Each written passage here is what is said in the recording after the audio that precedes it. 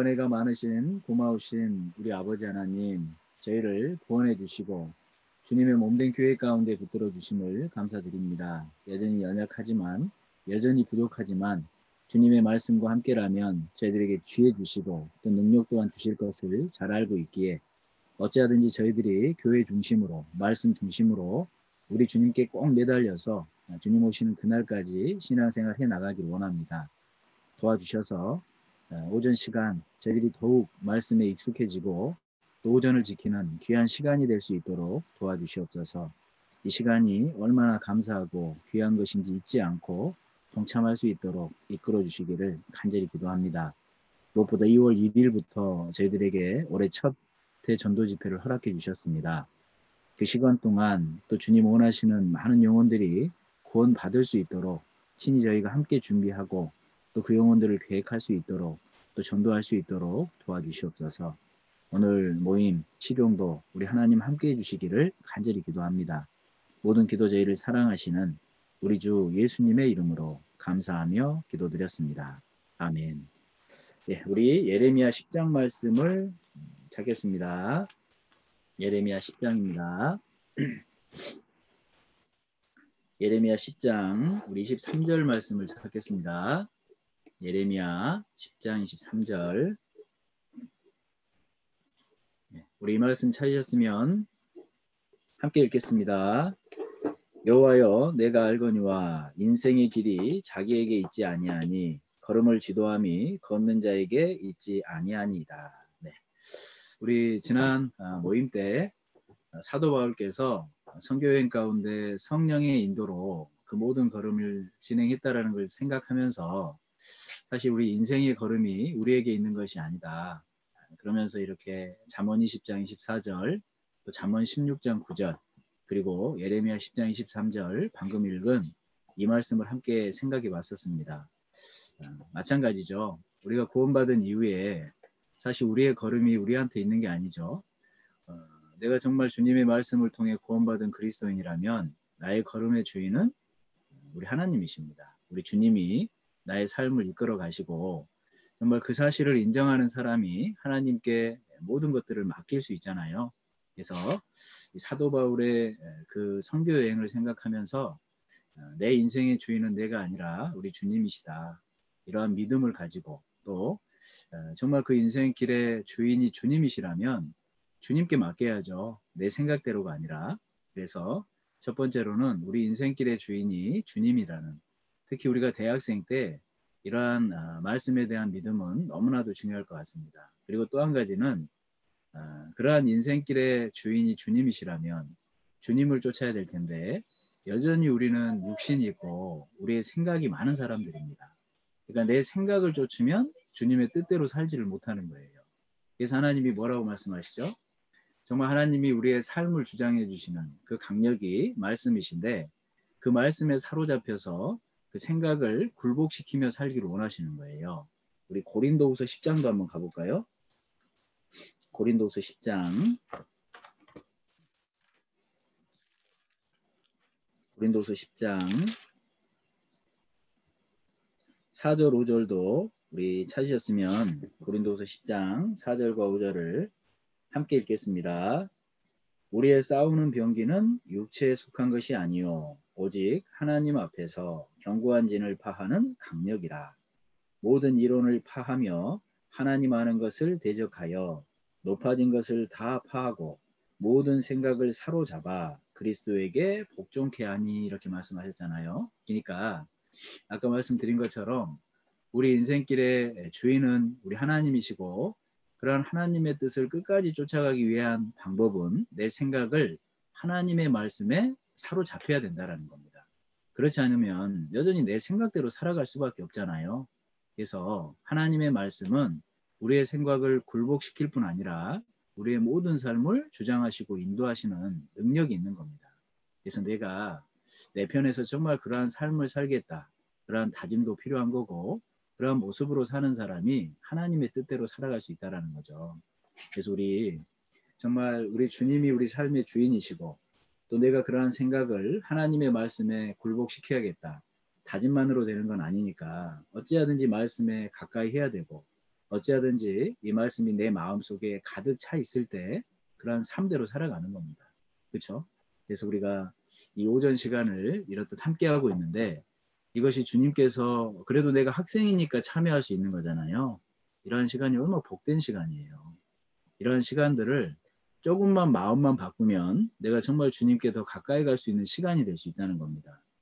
이런 생각을 한다고 생각을 해보세요. 아, 방학인데 정말 내가 할 일도 많은데 왜 또 오전 공부 시간을 만들어 갖고 사람을 이렇게 귀찮게 하나. 그런 마음을 가지고 이 시간 딱 대하면 어때요? 불편해요, 벌써. 그럼 이런 모든 것들이 원망불평이 됩니다. 한데 이 생각을 좀 바꾸는 거예요.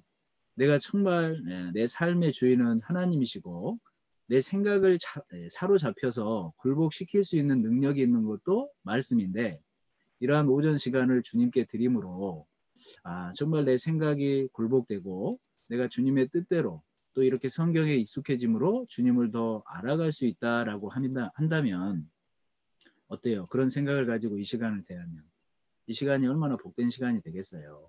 그렇죠? 그래서 생각하기 나름인 겁니다. 생각하기 나름.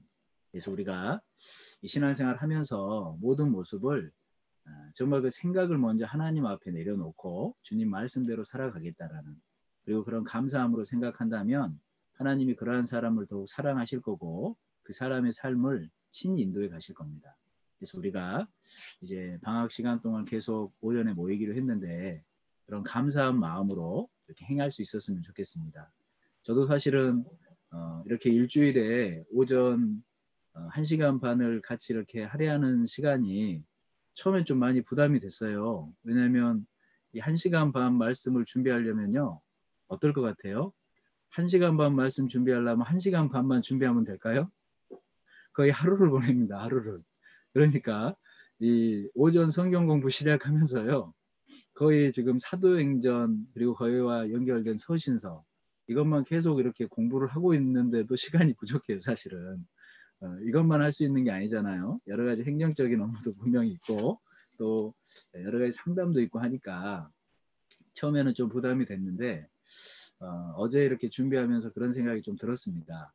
이게 정말 나한테 복인데 내가 어찌든지 이런 시간이 하나님 말씀에 더 익숙해질 수 있고 나한테 너무나도 귀한 복인데 너무 부담을 가졌다. 그래서 편하게 감사함으로 좀 행해야겠다. 이런 생각이 드니까 오히려 참 마음도 편해지고 진짜 이렇게 오늘을 함께 이렇게 하는 시간은 오히려 마음에 감사한 생각이 더 많이 올라와서 시작을 이 말씀으로 좀 나누고 시작했으면 좋겠다 싶어서 잠시 나눴습니다. 우리 사도행전 오늘부터 또 이어서 공부할 말씀을 한번 찾아보시죠. 사도행전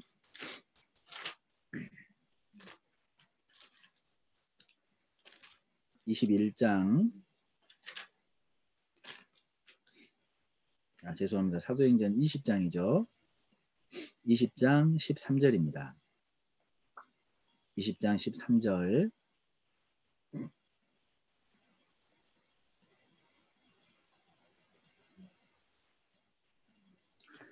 우리 20장 13절 말씀부터 16절까지 제가 천천히 읽어드릴게요. 우리는 앞서 배를 타고 아소에서 바울을 태우려고 그리로 행선하니 이는 자기가 도보로 가고자 하여 이렇게 정하여 준 것이라.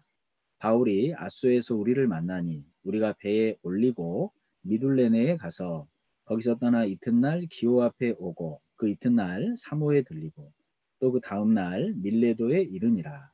바울이 아시아에서 지체치 않기 위하여 에베소를 지나 행선하기로 작정하였으니 이는 될 수 있는 대로 오순절 안에 예루살렘에 이르려고 급히 감이라라 이렇게 말씀하셨습니다. 우리 오늘 역시 3차 선교 여행을 좀 오늘 마무리를 좀 해볼까 합니다.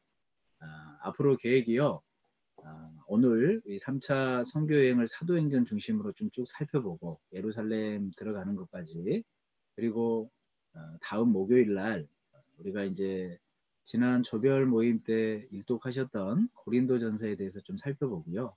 그 다음 주죠. 화요일 날 고린도 후서 그리고 목요일 날 우리 갈라디아서 로마서 이렇게 좀 살펴보면 좋을 것 같아요. 그리고 나서 이제 우리가 사무엘 학교잖아요. 그 다음 주가 전도 집회고 그래서 전도 집회 끝나고 그 이후에 이제 로마행 살펴보고 그리고 옥중서신 4권을 이렇게 살펴보고 방학을 마무리하면 될 것 같습니다. 그래서 우리가 이제 오늘까지 3차 선교여행을 좀 이렇게 마무리를 해볼 건데 우리 지도를 한번 다시 봐보시죠. 제가 화면 공유해 드릴게요.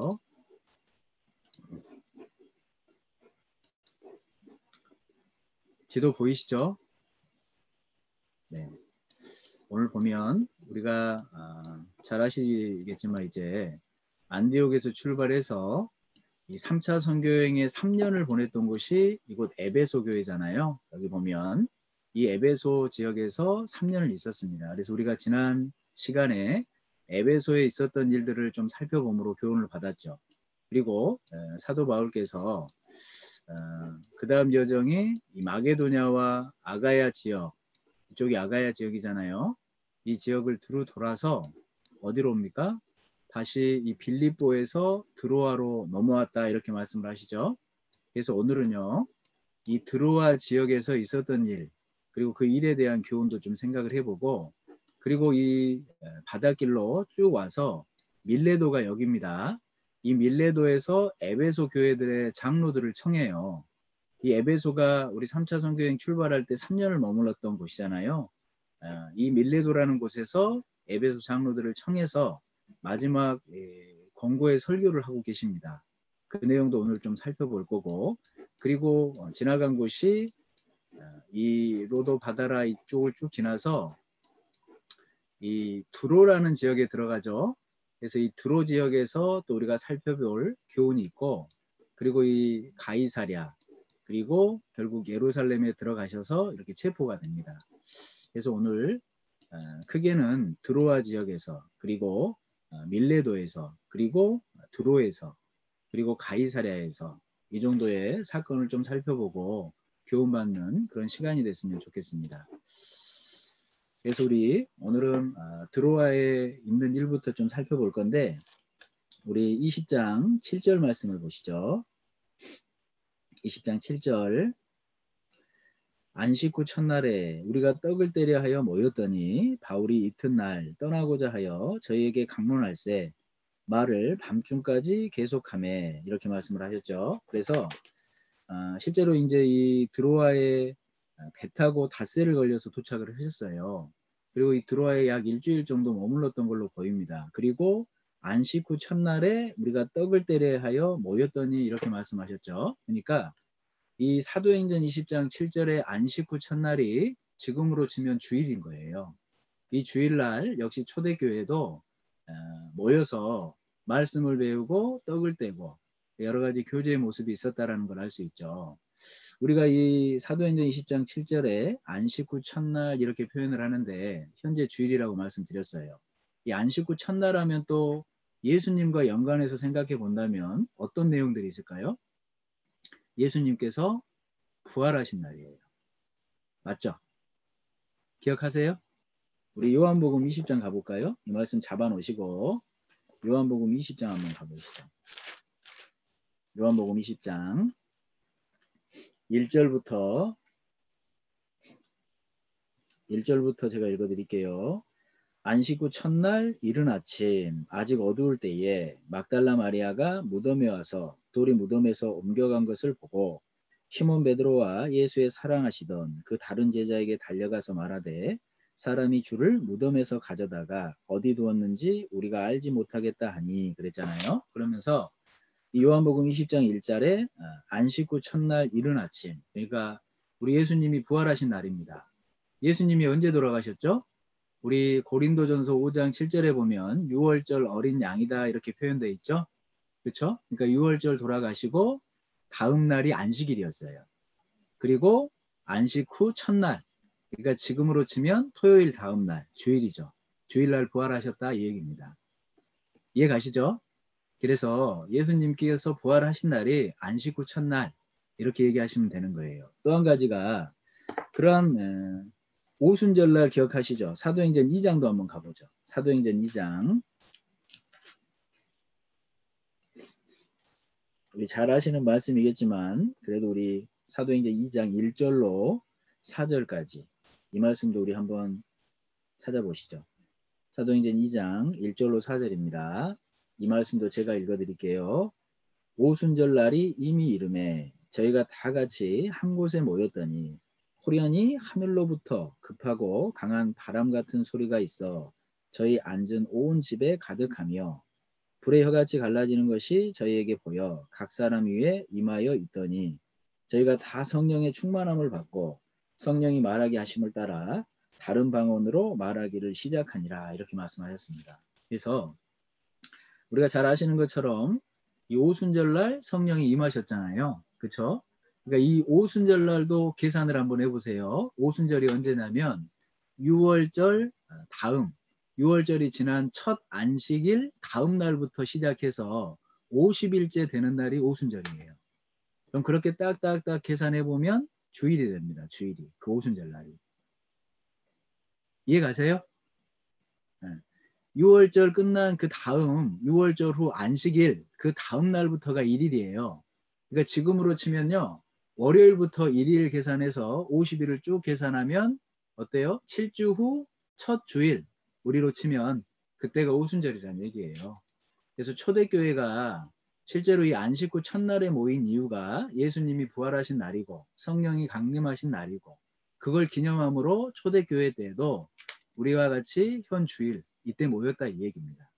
그래서 우리 어떤 다른 성경을 잘못하는 많은 사람들이 이 주일날 지키는 게 아니라 안식일을 지켜야 된다 막 이런 얘기도 하잖아요.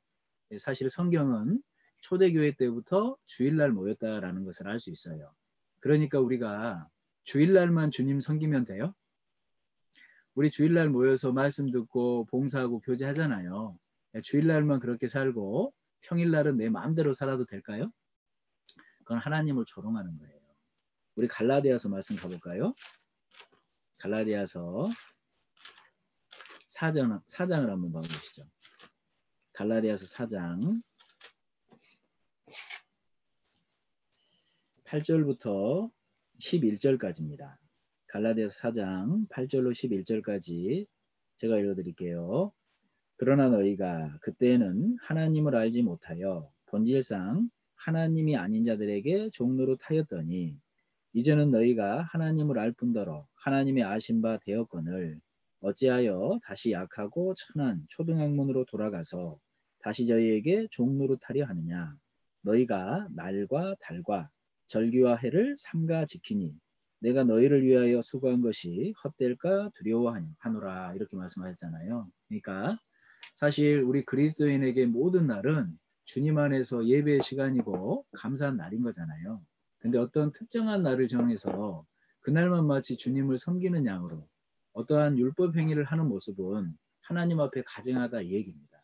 그래서 우리가 물론 세상에서 경제적인 활동도 하고 생활을 해야 되기 때문에 주일날 그 날을 정해서 초대교회 때 모였던 그 날을 정해서 모여서 말씀을 듣습니다. 그리고 교제도 하고 봉사도 합니다. 하지만 그날만 주님 앞에서 중요하다 이게 아니라 우리에겐 모든 날이 주님 앞에서 중요한 날인 겁니다. 그죠? 그래서 우리 그 고린도 전서 15장 58절 말씀 기억하세요? 내 사랑하는 형제들아 경고하며 흔들리지 말며 항상 주일에 더욱 힘쓰는 자들이 되라.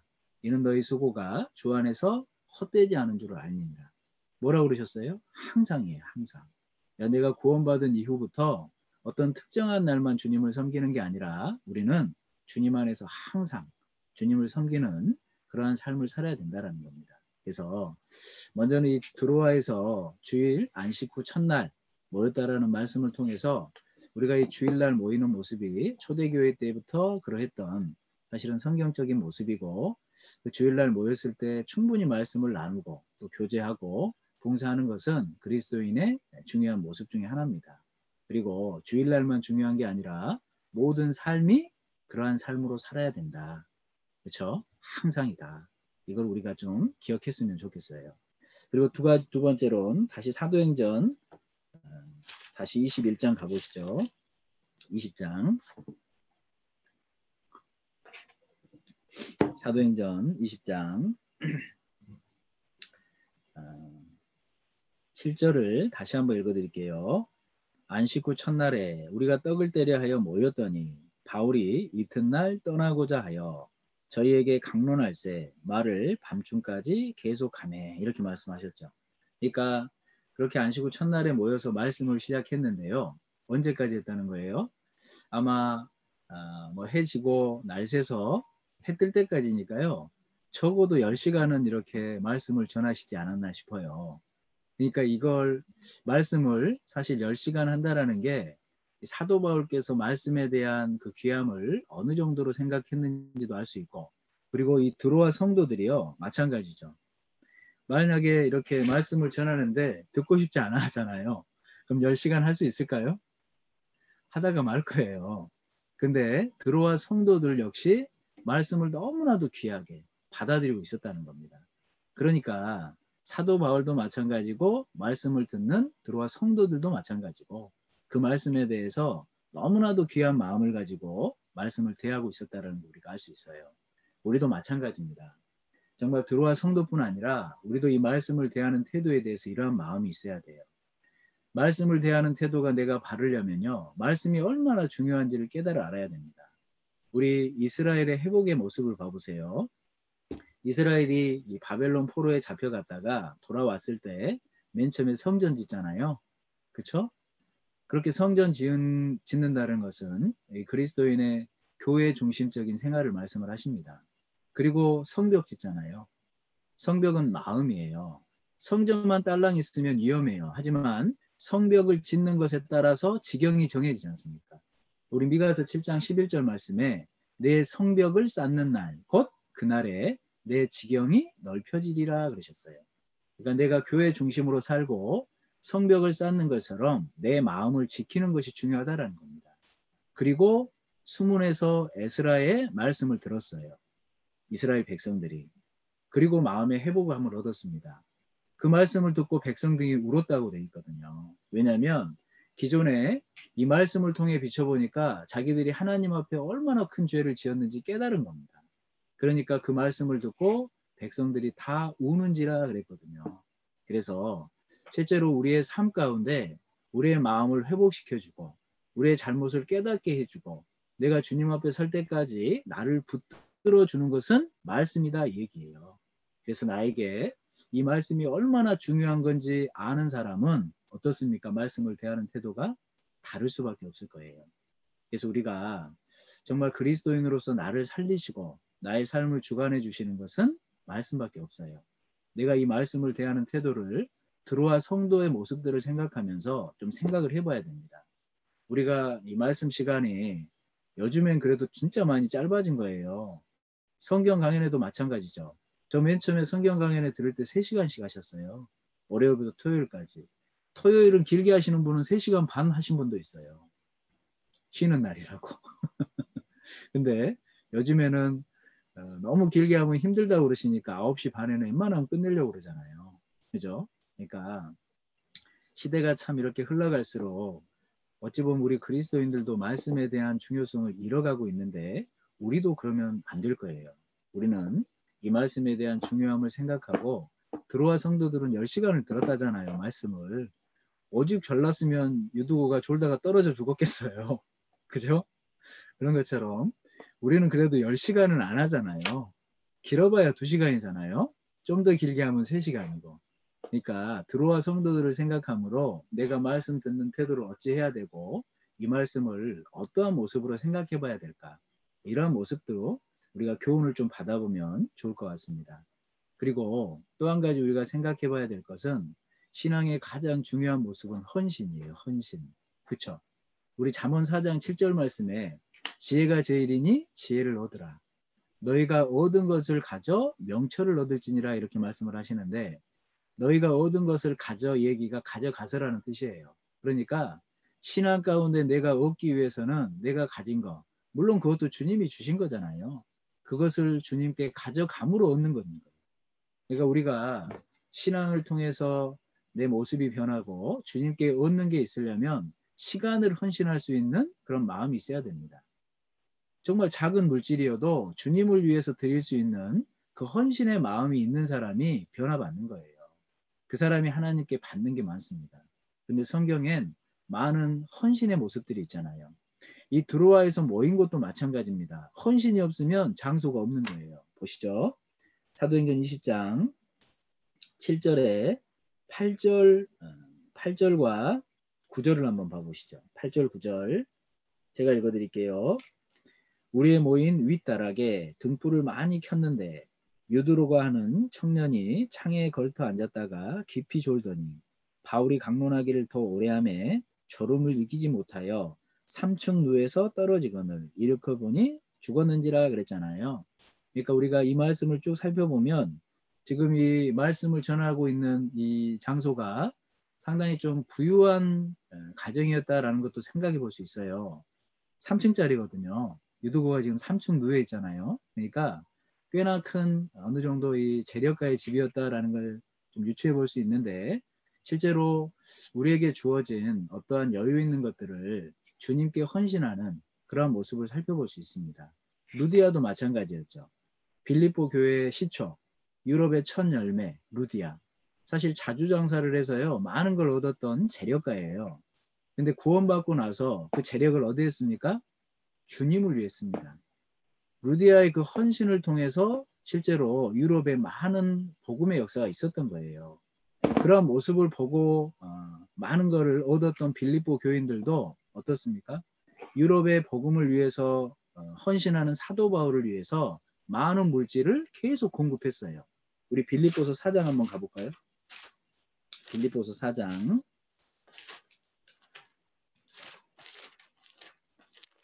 빌립보서 4장 우리 15절로 16절까지 제가 읽어드릴게요. 빌립보 사람들아 너희도 알거니와 복음의 시초에 내가 마게도냐를 떠날 때에 주고받는 내 일에 참여한 교회가 너희 외에 아무도 없었느니라. 데살로니가 있을 때에도 너희가 한 번, 두 번 나했을 것을 보내었도다. 실제로 루디아가 구원받고 빌립보 교회가 시작이 됐습니다. 루디아는 자신이 갖고 있는 모든 것들을 주님을 위해 드린 거예요. 복음을 위해 드린 거잖아요. 그걸 봤던 빌립보 교인들도 정말 남은 삶 가운데 내가 가진 것이 있다라면 복음을 위해 드리겠다. 이런 마음이 있었기 때문에 사도 바울이 유럽에 데살로니카에도 여러 많은 지역에 복음을 전할 때 이 물질로서 도왔던 교회, 빌립보 교회라는 겁니다. 그래서 우리가 성경의 많은 곳에 보면요. 사실 하나님의 역사는 이름은 없지만 많은 사람들의 헌신을 통해 이루어진다라는 것을 우리가 알 수 있어요. 예수님께서 예루살렘 입성하실 때 나귀를 끌고 오라고 그러잖아요. 그렇죠? 그래서 나귀를 딱 끌고 갔어요. 주인한테 왜 끌고 가냐고 주가 쓰시겠다 하라. 그러니까 뭐라고 그랬어요? 아무 말 안 했습니다. 주님이 나를 쓰신다 할 때 사실은 어떤 핑계가 중요한 게 아니죠. 정말 주님이 나를 쓰신다 할 때 감사함으로 그 자리에 임하는 것이 사실 복이라는 거예요. 우리 또 기억해봤던 그 마가 어머니의 다락방 기억하시죠? 그죠? 실제로 이 성령을 기다리고 기도하는 장소로도 내어드렸던 장소고 그 장소가 이 마지막 만찬을 했던 장소예요. 기억하시죠? 네. 그런 모든 것들을 내어드린 겁니다. 우리가 뭐 그런 것만 아니라 많은 곳을 보면 실제로 이 초대교회 때 복음의 역사를 위해서 이 아굴라와 브리스가도 늘 자기 가정을 개방했잖아요. 이 빌레몬도 마찬가지입니다. 골로새 교회 시초인 이 빌레몬도 실제로 자기 집을 주님께 드린 사람이에요. 그래서요, 실제로 우리에게 이 이른 복음이 그냥 저절로 이루어진 게 아니라 성경 많은 곳에 많은 사람들의 헌신을 통해 우리에게 이르렀다라는 걸 알 수 있습니다. 그럼 우리가 이러한 모습을 안다면 우리도 어떤 다짐을 해야 돼요? 내가 드릴 건 작더라도 내가 가진 걸 그래도 좀 주님께 드리는 그런 헌신의 연습을 좀 해봐야겠다. 그런 마음을 좀 갖는 것이 중요하다라는 겁니다. 그래서 우리 특히 학생 때잖아요. 그렇죠? 학생 때 적당히 할 게 아니라 정말 공부도 열심히 해야 되는 겁니다. 왜요? 나중에 졸업해서 내가 어느 정도 영향력 있는 자리에 있을 수 있다면 그걸 얻은 걸 가지고 더욱 주님을 위해서 살 수 있잖아요. 그러니까 내가 학생 때도 더 열심히 함으로 준비해야 되는 시간인 거예요. 마치 학생 때만 복음 전하고 끝낼 것처럼 캠퍼스에만 복음을 전하고 내가 끝내버리겠다 나의 삶을 그래서 준비를 안 해요. 공부를 안 해요. 그러면 안 돼요. 그것도. 이해 가시죠? 합당이라는 것이 그런 겁니다. 내가 학생으로서 마땅히 지켜야 될 본분, 공부도 최선을 다해야 되고, 또 내가 그리스도인으로서 복음을 위한 그 헌신도 해야 되고, 그러니까 바쁜 거예요. 세상 친구들은 공부만 하면 되잖아요. 그렇죠? 근데 우리는 주님도 섬겨야 돼요. 그러니 얼마나 바쁘겠어요. 그러니까 잠도 좀 줄이려고 하는 거고, 여러 가지 마음의 갈등도 생기는 겁니다. 하지만 그런 모든 것 때문에 눈물을 흘리고 힘들었던 기억들은 하나님이 기억하셔요. 그건 하나님이 갚아주십니다. 그래서 내가 학생으로서 마땅히 공부도 열심히 해야 되고, 그리고 이 복음을 위한 삶도 살아야 되고, 그래서 또 열심히 부지런히 계획해서 살아야 된다는 것을 우리가 또 교훈 받아볼 수 있을 거예요. 그리고 이 드로아에서 또 한 가지 교훈을 받아보자면 유두고죠. 유두고. 우리 다시 사도행전 20장 9절을 다시 가보시죠. 9절부터 12절까지 우리 같이 제가 읽어드릴게요. 힘드시니까 제가 읽어드리겠습니다. 사도행전 20장 9절부터 12절입니다.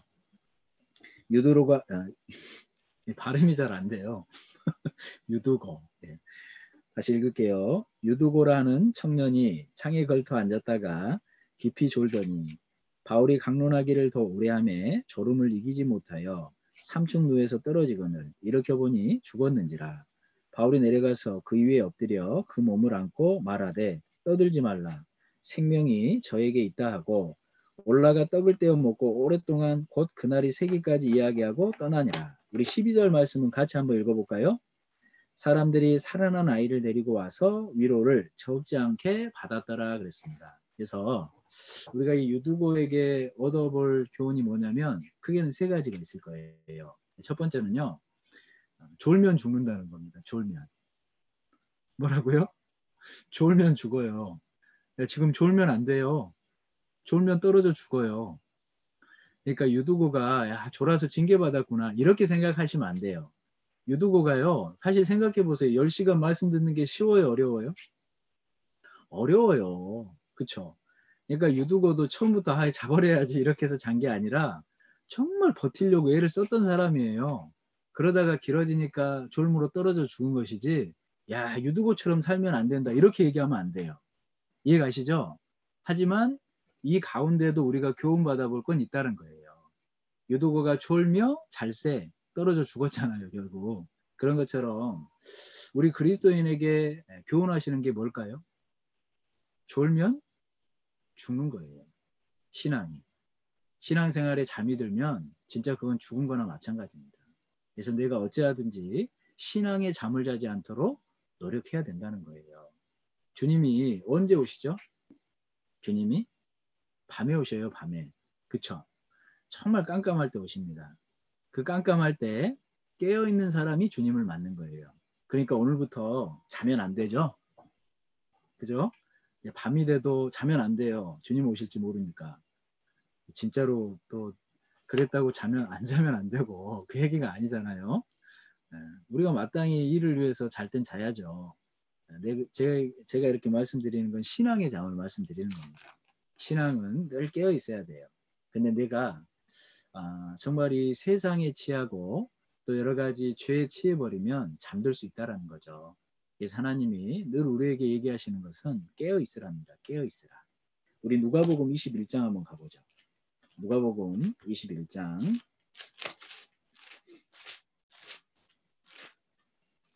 34절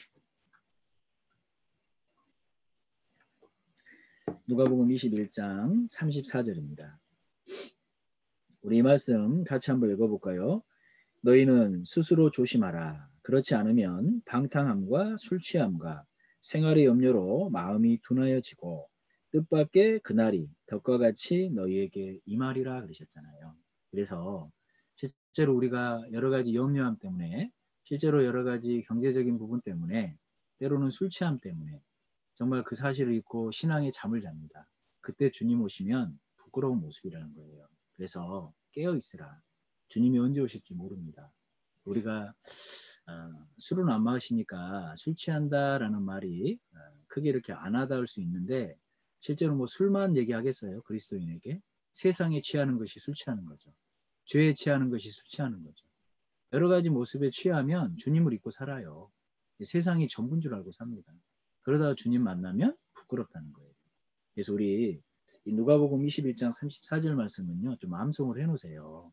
너희는 스스로 조심하라. 정말 내가 신앙의 잠을 자지 말아야겠다. 늘 이렇게 일깨우는 사람은 말씀에 가까이 하고 어찌하든지 교회 중심으로 살고 주님께 가까이해서 경각심을 갖고 살 거예요. 그런 사람이 신앙생활을 힘있게 할 수 있지 않겠습니까? 다윗도 뭐라고 얘기했어요?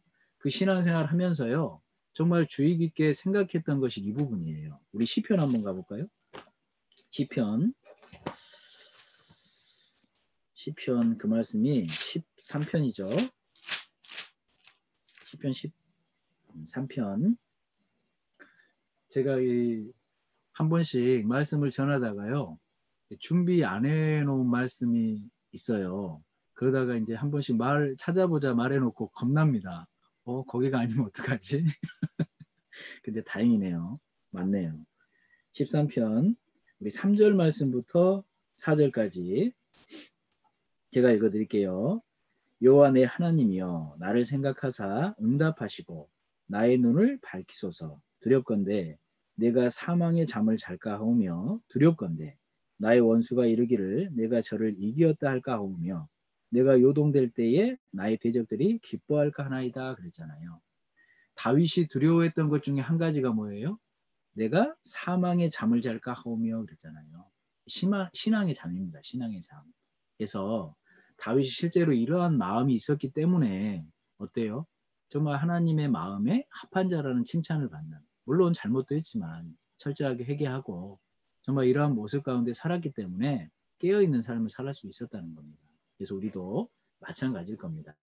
내가 이 신앙의 잠을 자면 떨어져 죽을 수 있어요. 유두고처럼. 그러니까 이 신앙의 잠을 자지 않겠다. 왜냐하면 정말 마지막에 가까웠잖아요. 7년 환란 때 있을 일을 우리 눈으로 다 본 사람들이잖아요. 너무나도 가까운 이때에 이제 신앙을 잠을 자잖아요. 깨어날 틈의 시간이 없어요. 이제 정말 위험한 겁니다. 그러니까 이러할 때일수록 더 말씀 붙들고 내가 깨어 살아야겠다. 이런 다짐도 필요할 거예요. 그리고 또 한 가지가 우리 유두고의 모습을 보면 어디에 걸터 앉았어요? 창에 걸터 앉아 있었잖아요. 그쵸? 그죠?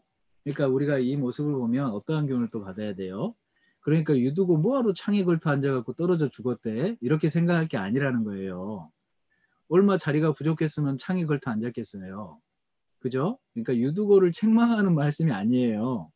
중요한 건 우리 그리스도인이 이러한 단어 하나하나에도 교훈받을 게 있다라는 겁니다. 어떤 걸 교훈받아야 돼요? 세상과 교회에 딱 중간에 있는 거예요. 얼마나 위험해요. 그렇죠? 창에 걸터 앉았다라는 건 방 안에 들어간 것도 아니고 밖에 있는 것도 아니고 우리 그리스도인으로 치면 어떤 모습이에요? 교회에 한 발, 세상에 한 발. 이게 얼마나 위험한 건지를 깨달아야 돼요. 그렇죠? 잠깐 삐끗하면 세상으로 떨어져 죽는 겁니다. 그래서 이 창에 걸터 앉은 유두고의 모습을 보면서 내가 지금 어떤 모습으로 신앙생활을 하는지 생각해 보세요. 정말 내가 교회에는 있지만 여전히 마음은 세상에 둠으로 어때요? 창에 걸터 앉은 유두고의 모습은 아닌지 위태위태하잖아요. 우리 도움 빌딩이 11층이죠. 그죠? 대학 선교부실 11층에 이렇게 쳐다봤는데 우리 대학부 형제 자매님들 어느 분 한 분이 창문 쪽에 한 발은 발레놓고 한 발은 방아놓고 있다고 생각을 해보세요. 얼마나 위험해 보여요. 그쵸? 보이지 않아도 신앙의 모습이 그럴 수 있다는 거예요. 내가 교회에 있는 것 같아도 늘 말하는 게 세상적이고 늘 말하는 것이 걱정되고 그런 것 어때요? 창에 걸터 앉은 유두고의 모습처럼 위태위태해 보일 수 있다는 겁니다. 그래서 마음을 딱 정하셔야 돼요. 어떻게 해요? 방 안으로 들어가야겠다. 그죠? 교회 중심으로 살아야겠다. 이제 세상에 대해서 물론 우리가 육신이 있으니까 관심이 가죠. 눈이 갈 수도 있죠. 하지만 그것을 좀 끊고 정말 주님이 우리에게 허락하신 복이 있으니까 교회 중심으로 좀 마음과 몸을 딱 들여서 유두고처럼 위험한 모습으로 있는 것이 아니라 주님께 합당한 모습으로 교회 중심으로 딱 마음을 좀 정하고 살아야겠다. 이렇게 생각을 해야 될 거예요. 그래서 내가 행여라도 한바른 교회 한바른 세상에 두고 있다라면 창에 걸터한 듯 유주고를 생각하면서 내가 도움 빌딩 그 11층에 몸 반은 바깥에 내놓고 반은 안에 있고 이런 모습을 상상해 보세요. 그러라고 그렇게 있으라고 하면 있을 수 있어요? 도움 빌딩 11층에? 벌벌 떨잖아요. 실제로 신앙의 모습이 더 중요한 겁니다. 그런 모습에 내가 있다면 더 무섭다라고 생각하고 깨어 살아야 돼요. 그래서 우리 이 시간 딱 다짐을 좀 합시다. 어디로 들어가야 된다고요? 도움 빌딩 안쪽으로 쑥 들어가야 돼요. 아셨죠? 우리의 마음과 몸을 교회 중심으로 주님께 온전히 좀 드릴 수 있는 그런 시간이 됐으면 좋겠습니다. 그리고 또 그 유두고의 모습을 생각하면서 우리가 좀 교훈 받아볼 수 있는 것이 유두고가 죽었어요. 그죠? 근데 사도 바울이 살리셨습니다. 우리 사도행전 20장 12절 말씀 우리 같이 읽어봤는데 다시 한번 보시죠. 12절 제가 역시 읽어드릴게요. 사람들이 살아난 아이를 데리고 와서 위로를 적지 않게 받았더라 그랬잖아요. 이 모습 가운데 우리가 좀 교훈 받아볼 수 있는 것은 그리스도인들에겐 예기치 않는 불행도 생길 수 있어요. 그렇죠? 그게 고난일 수 있습니다. 그러니까 우리 주변에 행여는 내가 어떤 고난을 만나면 무조건 징계라고 생각하면 안 돼요. 그렇죠? 어떤 형제자매님들이 병에 걸렸어요. 아이고 뭐 죄지어서 징계받았겠지. 진짜 그거는 위험한 소리예요. 하나님이 하시는 일은 모릅니다. 그렇죠? 그분에게는 어떤 고난을 통해서 믿음을 단련시키는 시간일 수 있는 거예요. 유도고도 떨어져 죽었잖아요. 얼마나 당황스러운 일이에요.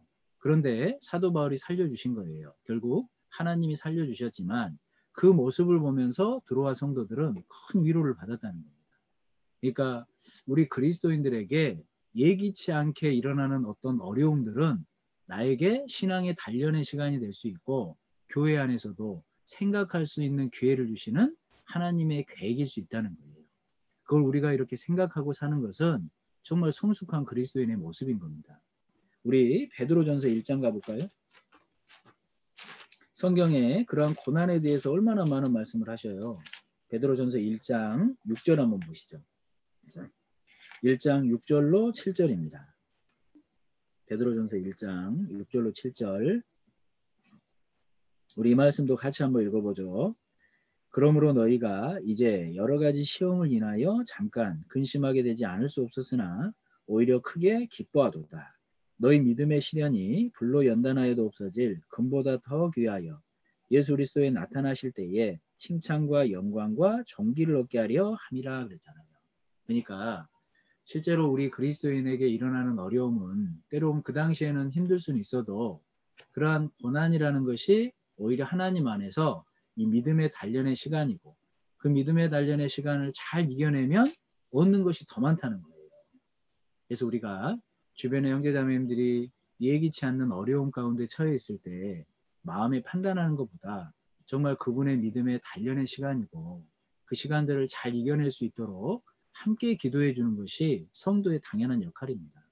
그리고 내가 그러한 일을 만났을 때도 이러한 말씀을 좀 기억하는 건 중요해요. 징계가 아니라 정말 주님이 주시는 고난의 시간이라면 주님이 믿음의 단련을 받기를 원하시는구나. 이 훈련을 내가 잘 감당하고 주님 앞에 서야겠다. 이러한 각오도 필요하다라는 겁니다. 그래서 우리 그 라오디게아 교회에 하나님이 하시는 말씀이 있잖아요. 너희가 그 벌거벗은 것을 가리우기 위해서 옷을 사서 입으라고 하시죠. 그죠? 두 번째는 뭐라고 그러시죠? 볼로 연단한 금을 사라고 그러잖아요. 볼로 연단한 금이 뭐예요? 시련을 통과한 믿음이라는 겁니다. 하나님이 어려움 가운데 처해 있지만 믿음으로 그 시간을 이겨내므로 단련된 믿음, 그걸 너무나도 귀하게 보신다는 거예요.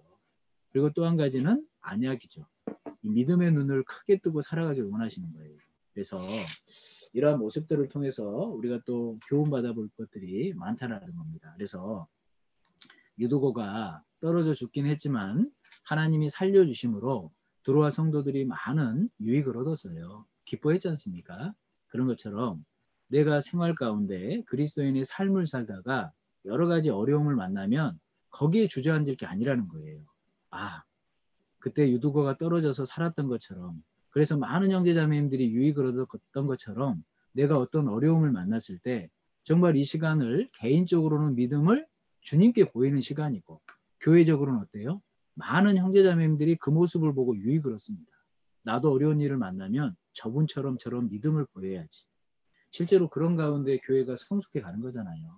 그래서 실제로 이 유두거가 떨어져서 죽었지만 다시 살리는 이 모습을 통해서도 우리가 좀 많은 교훈을 받아볼 수 있다는 겁니다. 그리고 이제 사도행전 다시 20장 가보죠. 사도행전 20장. 큰일 났어요. 오늘 그래도 예루살렘까지는 가야 되는데 갈 길이 바쁘네요. 사도행전 20장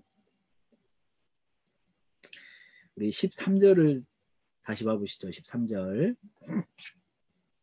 우리는 앞서 배를 타고 아소에서 바울을 태우려고 그리로 행선하니 이는 자기가 도보로 가고자 하여 이렇게 정하여 준 것이라 그랬잖아요. 그러니까 이 바울과 함께 있던 무리는 배를 타고 아소에서 바울을 태우려고 그리로 행선하니 이렇게 말씀하셨죠. 근데 바울은 도보로 갔다 이렇게 말씀하신 겁니다. 그러니까 사실 이러한 표현이 성경에 왜 있을까 생각해 보세요. 다른 무리는 배 타고 갔는데 사도 바울은 걸어서 혼자 간 거예요. 왜 그랬을까요? 한적한 시간 갖기를 원했을 겁니다. 실제로 신앙생활은요, 물론 뭐 바쁜 여러 가지 일들이 있어요. 하지만 가장 중요한 건 뭐예요? 그 가운데도 가져야 되는 한적한 시간입니다. 그렇죠? 주님과 개인적으로 기도하고 말씀도 묵상하고 정말 내가 그동안 신앙생활을 어떻게 했는지 돌아보고 또 앞으로 어떻게 할지 다짐도 하고 그러한 시간들이 동계수련회가 될 수도 있고 그러한 시간들이 개인적으로 주님과 관계를 맺는 그런 한적한 시간들이잖아요. 예수님께서도 마찬가지입니다. 예수님께서도 많은 사람을 살리시고 병자를 고치셨어요. 말씀을 전하셨죠. 그런 바쁜 와중에서도 꼭 놓지 않으셨던 것이 뭐예요?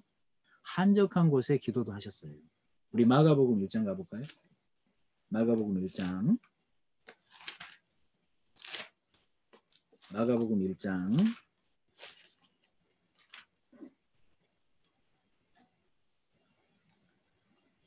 35절입니다.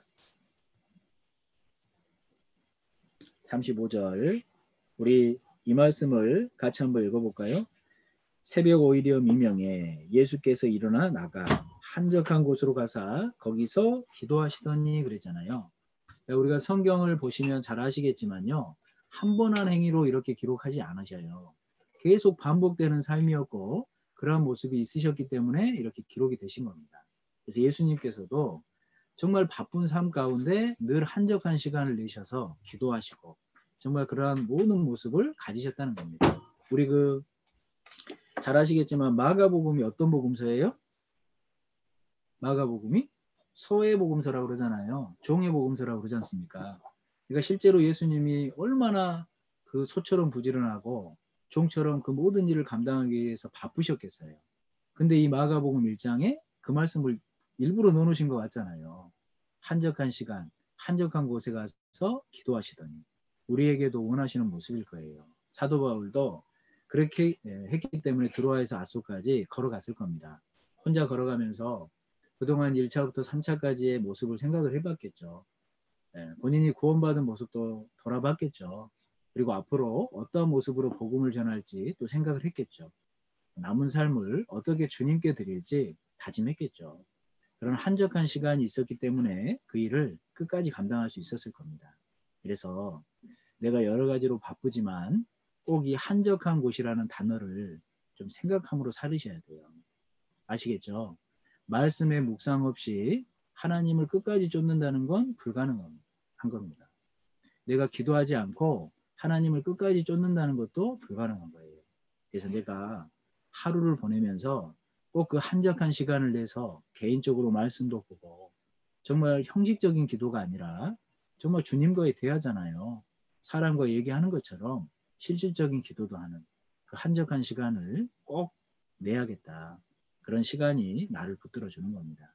그래서 이 사도 바울께서 이 아소로 가는 동안 도보로 혼자 간 시간들 우리가 한번 기억해 보세요. 아시겠죠? 시간이 좀 지나니까 집중력이 좀 떨어지시는 것 같아요. 눈빛들이. 그러면 안 됩니다. 눈을 더 크게 뜨시고 아직도 가야 될 길이 많은데 좀 더 힘을 내보시죠. 그렇게 해서 우리가 이 드로아에서 많은 것을 또 교훈받아 볼 수 있습니다. 자, 우리 다시 화면을 좀 봅시다.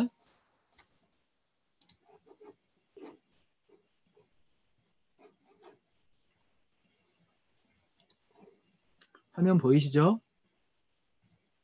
화면 보이세요?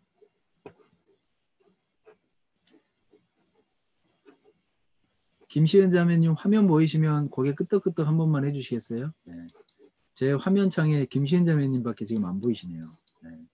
자, 보시면 우리 아까 봤지만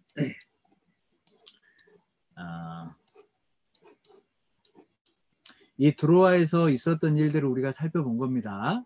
이제 무리들은 아소로 배 타고 갔는데 사도 바울께서는 아소까지 걸어왔다는 거예요.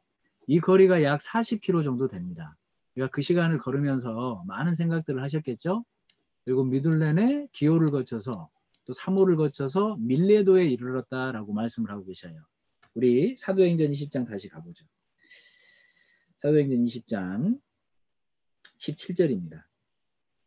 17절 바울이 밀레도에서 사람을 에베소로 보내어 교회 장로들을 청하니 그랬잖아요. 그래서 우리 아까 이 과정을 통해서 어디까지 왔다 이 말이죠. 밀레도까지 왔다 이 얘기를 하고 계시는 거예요. 우리 그 구글어스를 잘 활용해 보면요. 이 거리도 측정이 되더라고요. 그러니까 이 밑에 자 있죠. 자. 이거 보이시죠? 자. 이거 보이셔요? 네. 이 자를 딱 가지고 참 좋은 세상에 살아요. 이렇게 해갖고요. 이렇게 딱 해보면 보세요. 약 한 40km 정도 된다. 이렇게 찍어볼 수 있잖아요. 그죠? 네. 참 우리가 진짜 좋은 세상에 사는 거예요. 우리가. 그래서 이 밀레도까지 왔다. 이걸 우리가 생각해 볼 수 있다는 겁니다. 취소를 어떻게 하지? 어쨌든 이 밀레도에서 이제 이 20장 17절 말씀부터가 진행되는 겁니다. 자, 다시 우리 성경으로 돌아와서 사도행전 20장 17절에 바울이 이제 밀레도에 이르렀죠. 그래서 이 에베소 장로들을 청했다 이렇게 되어 있습니다. 우리 에베소 그 지역은 사도 바울께서 3년 동안 복음을 전하고 교회를 세웠던 지역이에요. 그죠? 그러니까 그 마음이 얼마나 쓰였던 곳이겠습니까? 그런데 뭐라고 말씀하셔요? 들리지 않고 밀레도에서 장로들을 청했죠. 그 이유가 뭐라고 그러죠? 그 이유가 우리 16절이죠. 16절 한번 보시죠. 바울이 아시아에서 지체치 않기 위하여 에베소를 지나 행선하기로 작정하였으니 이는 될 수 있는 대로 오순절 안에 예루살렘에 이르려고 급히 가미르라. 그러니까 정말 그 온 힘을 다했던 그 에베소를 들리지 않았던 게 오순절 이전에 예루살렘에 들어가려고 했다는 거예요. 왜 오순절 이전에 사도 바울께서 예루살렘에 가려고 했을까요? 역시 복음을 위한 삶입니다. 그러니까 실제로 그 오순절 날이 되면 예루살렘에 이 경건한 유대인들이 모이잖아요. 그렇죠? 성전 중심으로 모이는 게 습관이 돼 있었기 때문에 그 사람들에게 복음을 전하려고 계획했던 거예요. 그래서 오순절 안에 어찌하든지 그 예루살렘에 이르려고 에베소에 들리지 않고 밀레도에서 이 장례들을 발음이 잘 안 돼요. 이렇게 리을 발음이 잘 안 되나 모르겠어요. 밀레도에서 에베소 장로들을 초청을 해서 교훈하고 있는 말씀이 우리 사도행전 20장 17절부터 35절까지의 말씀입니다. 그래서 우리가 실제로 이 성경을 보면요. 이 마지막으로 권고하는 많은 내용들이 있거든요. 그 창세기 49장에 보면 야곱의 마지막 권고의 말씀이 있죠. 그렇죠? 그리고 신명기 33장 하면 누가 생각나요? 입모양으로 한번 얘기해 보세요. 그래도 우리가 이 정도는 알아야죠. 신명기 33장 하면 모세, 그죠? 모세가 마지막 권고하는 장이에요. 그리고 여호수아 23장, 24장 하면 누구죠? 여호수아 23장 24장 하면 누굴까요? 여호수아겠죠. 그죠? 여호수아의 마지막 권고가 담겨 있습니다. 사무엘상 12장을 보면 누굴까요? 사무엘상 12장에 누구예요? 사무엘. 그죠? 그리고 역대상 28장 29장에 보면 누굴까요? 역대상 28장 29장. 다윗의 마지막 권고가 담겨 있습니다. 솔로몬과 그 백성들에게 정말 이렇게 살아라. 그래서 우리가 잘 기억하고 있는 것처럼 네가 대장부가 되라고 하시는, 기억하시죠? 예. 그 마지막 권고를 다윗이 역대상 28장 29장에서 하고 있는 거예요. 그리고 요한복음 13장부터 17장까지가 무슨 말씀인 줄 아셔요? 요한복음 13장부터 17장까지가 그 마지막 만찬 때 예수님이 하신 말씀들이에요. 그러니까 요한복음 13장 17장까지가 꽤 긴 말씀이잖아요. 그죠? 그때 그 말씀을 다 하고 계시는 거예요. 그러니까 우리가 말씀을 볼 때요, 이게 어느 곳에서 어느 시기에 하시는 말씀인지 기억하면서 보면 사실은 많은 교훈을 좀 받아볼 수 있는 겁니다. 그리고 우리가 방금 읽은 이 사도행전 20장에 이 사도 바울께서 밀레도, 에베소 장로들에게 마지막 권고의 모습이 담겨 있는 거죠. 그리고 우리 그 디모데후서는 사도 바울께서 디모데에게 보내는 마지막 그 유언과도 같은 서신서잖아요. 베드로후서는요, 베드로 사도께서 유언과도 같은 서신서다, 이렇게 얘기할 수 있는 겁니다. 그래서 그 말씀들을 보면요, 실제로 우리 그리스도인들이 마땅히 받고 또 삶 가운데 실천해야 될 엑기스와 같은 말씀들이 너무나도 많다는 거예요. 마지막 그 유언의 말씀이니 얼마나 진실되고 얼마나 간절한 마음이 담겼겠습니까? 그래서 우리 이 사도행전 20장 이 밀레도에서 에베소 장로들에게 하시는 말씀도 가만히 한번 여러 번 암송하면서 묵상을 해보세요. 그러면 내 삶 가운데 어떤 모습으로 살아야 될지 다짐할 수 있는 시간들이 됩니다. 우리 사도행전 20장 18절을 봐보세요. 하나씩 한번 생각을 해보죠. 사도행전 20장 18절입니다. 오매 저희에게 말하되 아시아에 들어온 첫날부터 지금까지 내가 항상 너희 가운데서 어떻게 행한 것을 너희도 아는 바니, 그랬잖아요. 그러니까 아시아에 들어온 첫날부터 항상, 그죠? 너희 가운데 어떻게 행한 것을 너희도 아는 바니, 이렇게 말씀하셨습니다. 그러니까 먼저는 사도 바울께서 말로만 복음을 전하고 말로만 신앙생활을 했던 게 아니라는 거예요. 늘 그들 앞에 본이 되는 모습이 있었다는 겁니다. 그리고 또 어떤 거예요? 시종일관이에요. 항상이잖아요. 항상. 내가 그냥 마음이 뜨거울 때는 신앙생활 잘하고 마음이 식어질 땐 대충 하고, 그죠? 그냥 내가 힘들면 어떻게 해요? 잠수 탄다고 그러죠? 그죠? 내 마음이 뜨거울 땐 열심히 하는 것 같은데 좀 힘들어지면 잠수 타요. 어떤 분 어떤 얘기를 해요? 제가 잠깐만 쉬고 오겠다고. 뭘 쉬어요, 쉬기는. 신앙생활이 쉬는 게 어딨어요. 주님 오실 때까지 시종일관 끝까지죠. 안 그래요? 사도 바울이 디모데후서 4장 7절에 뭐라고 말씀하셨습니까? 내가 선한 싸움을 싸우고 나의 달려갈 길을 마치고 믿음을 지켰다 돼 있어요. 우리가 쉬는 날은 천국에 갔었어요. 천국에 가서. 그죠? 그래서 내가 뜨거울 때 열심히 하는 거는요, 당연한 거고, 식을 때일수록 더 교회 중심으로 잘하려고 해야 돼요. 그게 진짜 신앙입니다. 그게 시종일관 신앙이고 그게 끝까지 신앙이에요. 아시겠죠? 그래서 힘들 때 더욱 말씀을 붙들려고 해야 돼요. 뜨거울 때 말씀 앞에 있고 뜨거울 때 교제 잘하고 뜨거울 때 봉사 열심히 하는 거 누가 못해요? 아니 좋을 때 열심히 하는 거 누가 못하냐고요. 그런데 진짜 귀한 믿음은 언제 하는 거예요? 힘들지만, 내가 할 일이 많지만, 내 마음이 어렵지만 그럼에도 불구하고 하는 것이 신앙인 거예요. 아시겠죠? 우리가 정말 이 말씀은 기억합시다.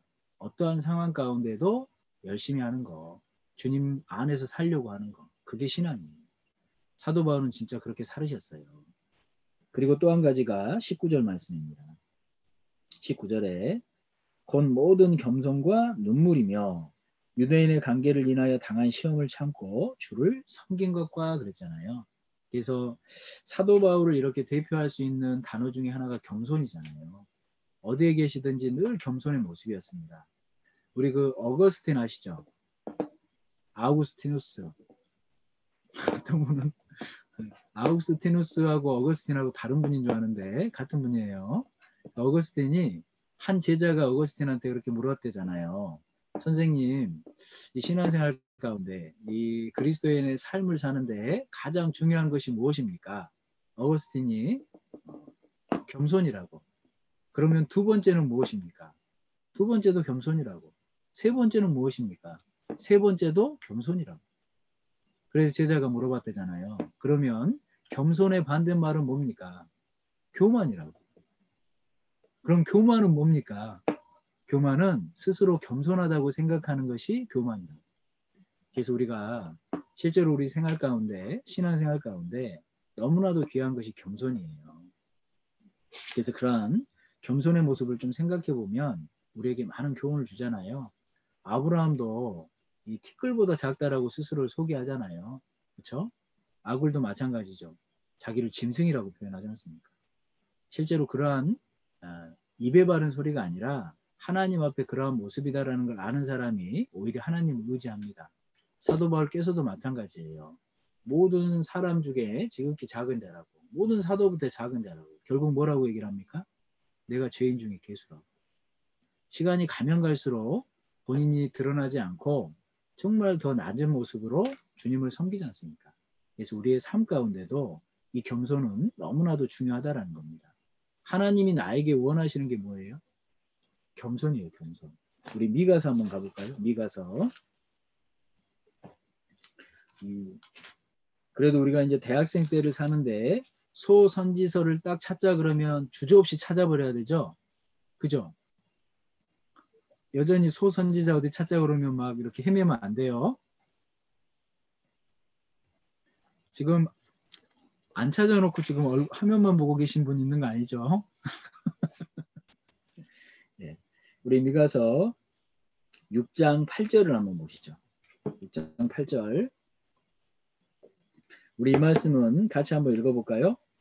사람아, 주께서 선한 것이 무엇임을 내게 보이셨나니 여호와께서 내게 구하시는 것이 오직 공의를 행하며 인자를 사랑하며 겸손히 내 하나님과 함께 행하는 것이 아니냐, 이렇게 말씀하셨잖아요.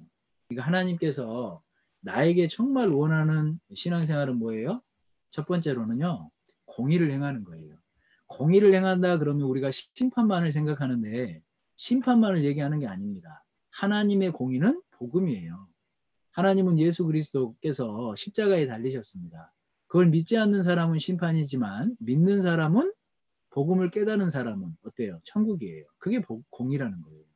그래서 우리가 하나님께서 우리에게 원하시는 첫 번째 모습은 공의입니다. 두 번째는 뭐예요? 인자를 사랑하는 것. 예수님을 사랑하는 삶이라는 거예요. 하나님을 진짜 사랑하는 사람은 자기의 삶도 수고를 합니다. 하나님을 사랑한다라는 것은 하나님이 1번이라는 거예요. 하나님을 사랑한다라는 것은 용서하는 삶이라는 거예요. 그래서 정말 우리에게 하나님이 원하는 것은 인자를 사랑하는 것. 그러니까 내가 하나님 사랑합니다. 입으로만 얘기하는 게 아니라 그렇게 사랑한다라면 내 삶에 대해서 수고가 있어야죠. 그분을 위해서. 하나님께서도 나를 사랑하신다 말씀하시고 실제로 목숨까지 죽어주시는 수고를 해주셨잖아요. 그리고 나서 우리에게 원하시는 게 뭐예요? 사랑의 수고입니다. 그래서 우리가 헌신을 하는 거예요. 그것이 하나님을 사랑한다라는 것이지 입으로만 하나님을 사랑합니다 얘기하고 주님께 드리는 건 없어요. 그게 무슨 사랑이겠어요. 그리고 또 한 가지는 겸손히 행하는 것. 주님이 그걸 말씀하시잖아요. 그래서 하나님은요, 겸손한 자에게 은혜를 주십니다. 거만한 자는 비웃으신다 말씀하시죠. 잠언 3장 34절 말씀입니다. 하나님은 거만한 자는 비웃으시고 겸손한 자에게 은혜를 베푸신다 말씀하신 거예요. 약속의 말씀이잖아요.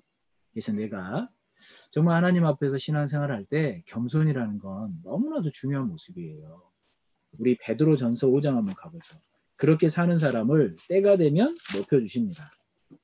베드로전서 5장 우리 6절 말씀입니다. 5절과 6절 말씀을 베드로전서 5장 5절로 6절까지 같이 한번 읽어보죠. 젊은 자들아 이와 같이 장로들에게 순복하고 다 서로 겸손으로 허리를 동이라. 하나님이 교만한 자를 대적하시되 겸손한 자들에게는 은혜를 주시느니라. 그러므로 하나님의 능하신 손 아래서 겸손하라. 때가 되면 너희를 높이시리라 그러셨습니다. 그래서 내가 이 땅 가운데 신앙생활 할 땐 겸손한 모습이 최고예요. 때가 되면 하나님이 높여주십니다. 그래서 이 불어 겸손한 그러한 거 말고요. 스스로 겸손하다 이거 말고요. 진짜 하나님 앞에 나를 낮춤으로 하나님께 은혜를 받고 복을 받는 그러한 신앙생활을 하시는 그런 우리 형제자매님들이 되시면 좋겠어요. 그리고 또 한 가지 사도 바울의 삶을 또 한 단어로 표현한다면 눈물입니다. 눈물. 교회를 위해서 영혼들을 위해서 얼마나 많은 눈물을 흘리셨던 분이에요. 사도 바울이 그러셨던 분이잖아요. 우리도 마찬가지일 겁니다. 신앙생활 하면서 여러 가지 어려움이 있으니까 눈물을 흘립니다. 신앙생활 하면서 내가 깨달은 사랑이 너무나도 귀하니까 아직 구원받지 못한 가족들을 위해서 눈물을 흘리는 거예요. 아직 구원받지 못한 영혼들을 위해서 눈물을 흘리는 겁니다. 교회에 대해서 어떤 어려움을 받고 있다라면 너무 가슴 아파서 같이 눈물을 흘리는 것이 그리스도인이에요. 실제로 우리 그리스도인의 삶은 눈물이에요. 행복이 아니라 이 삶 가운데는 눈물입니다. 그러니까 우리 시편 56편에도 그 눈물을 유리병에 담으소서. 왜요? 기억하십니다. 하나님 그 눈물들을. 그래서 우리가 성경에 보면 예수님께서도 웃지는 않으셨지만 눈물을 흘리신 적이 3번 있죠. 그쵸? 기억하세요? 어딘지? 우리 그래도 이 정도 말씀은 좀 딱 기억해 놓으시면 좋을 것 같아요. 누가복음 19장에 보면 예루살렘 성을 보고 우셨어요. 그쵸? 왜냐하면 그 예루살렘 성이 잠시 잠깐 오면 멸망할 걸 알기 때문에 그 모습을 내다보고 우셨습니다. 실제로 하나님은 이 땅을 보고도 우실 거예요. 왜요? 잠시 잠깐 오면 이 세상은 멸망합니다. 그런데 많은 영혼들이 아직도 이 세상이 전부인 줄 알고 살아요. 그러니 하나님의 마음에 얼마나 간절한 눈물이 있겠어요. 우리도 그러한 눈물은 있어야 될 겁니다. 그리고 또 한 번은 요한복음 11장에 나사로 그 죽음 있잖아요. 그 나사로의 죽음 앞에서 눈물을 흘리셨어요. 나사로가 죽어서 슬퍼서 눈물을 흘린 게 아니죠. 그죠? 그 주변에 있는 사람들의 믿음 없음 때문에 눈물을 흘리신 겁니다. 그래서 실제로 마찬가지일 거예요. 내 모습을 보면서도 하나님이 눈물을 흘리는 건 어떤 모습입니까? 하나님이 너무 귀하게 보시는 게 믿음인데 내 삶 가운데 믿음 없는 모습을 보실 때 눈물을 흘리실 거예요. 우리도 마찬가지일 겁니다.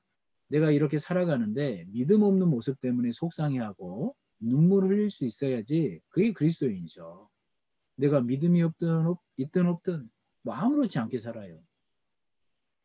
그래서 우리가 이 예수님께서 실제로 그러한 눈물을 흘리셨다라는 것도 기억할 필요가 있죠. 그리고 또 한 번은 겟세마네 동산에서 흘리셨던 눈물입니다. 우리 히브리서 5장 한번 가보죠. 히브리서 5장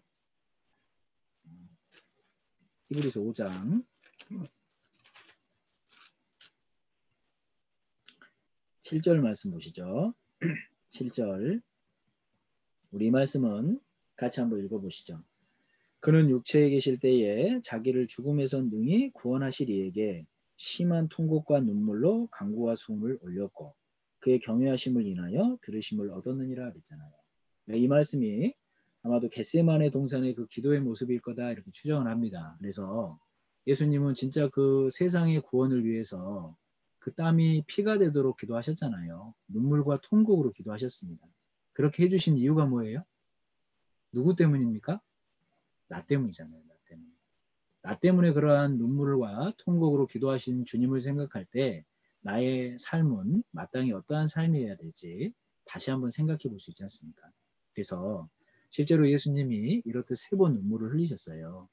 그러한 예수님의 눈물을 우리 삶 가운데 기억하는 것은 너무나도 중요한 걸 겁니다. 그래서 예수님이 그러한 눈물을 흘리셨다는 것도 기억해 볼 필요가 있고 또 한 가지는요. 실제로 그리스도인이 흘리는 가치 있는 눈물이 있고 가치 없는 눈물이 있을 수 있을 거예요. 그렇죠? 그리스도인이 흘리는 눈물 중에 가치 있는 눈물이 어떤 눈물일까요? 배고파서 우는 눈물이요? 이제 배가 고파지니까 막 꼬르륵거리죠, 뱃속에서. 그죠? 그런 눈물이 아니라 실제로 정말 하나님이 가치 있다 생각하는 눈물은 내 죄 때문에 원통해 하는 눈물일 거예요. 다윗이 실제로 그랬잖아요. 죄를 범하고 그 눈물로서 침상을 띄웠다고 했으니까 그런 모습을 하나님이 얼마나 귀하게 보실 거예요. 우리 시편 6편 한번 가볼까요? 시편 6편 말씀이죠. 네. 시편 6편 6절 말씀입니다. 6절 우리 같이 한번 읽어보죠. 내가 탄식함으로 곰핍하여 밤마다 눈물로 내 침상을 띄우며 내 요를 적시나이다 그랬잖아요. 실제로 이 시편 6편은 이 참회시예요. 참회시. 그 죄 때문에 하나님 앞에 참회하는 그런 시인데 다윗이 그 눈물로 침상을 띄웠다고 돼 있잖아요. 그런 것처럼 실제로 우리 그리스도인의 삶이 그래야 돼요. 내가 어떤 실수 때문에 죄를 짓는다면 심상히 여길 게 아니라 다윗의 모습처럼 정말 그 죄 때문에 눈물을 흘릴 수 있는 사람이 그 죄를 또다시 반복하지 않는 거예요. 어떠한 죄를 지어도 심상한 모습으로 있으면 어때요? 계속 반복해서 짓잖아요. 그런 것처럼 실제로 하나님이 그리스도인 가운데 보는 귀한 눈물은 그 죄 때문에 참회함으로 흘리는 그러한 눈물입니다.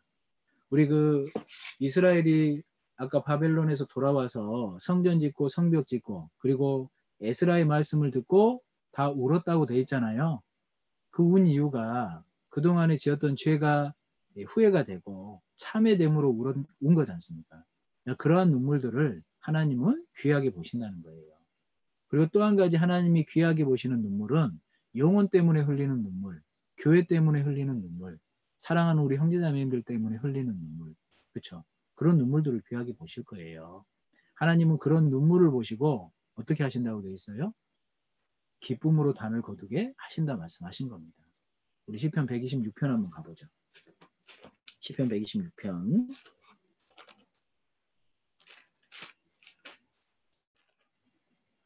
시편 126편 5절 6절 말씀을 5절 6절을 같이 읽겠습니다. 눈물을 흘리며 씨를 뿌리는 자는 기쁨으로 거두리로다. 울며 씨를 뿌리러 나가는 자는 정녕 기쁨으로 그 담을 가지고 돌아오리로다. 하나님이 나에게 약속해 주신 말씀입니다. 이 시편 126편은 성전 순례시예요. 실제로 이스라엘은 성전 중심으로 살았잖아요. 바벨론의 포로로 돌아와서 1차 귀환한 사람들이 아직 돌아오지 못한 사람들을 향해서 흘리는 간절한 눈물의 모습인 겁니다. 우리 그리스도인으로 생각하면 어떤 모습이에요? 나는 그리스도를 통해서 구원받았어요.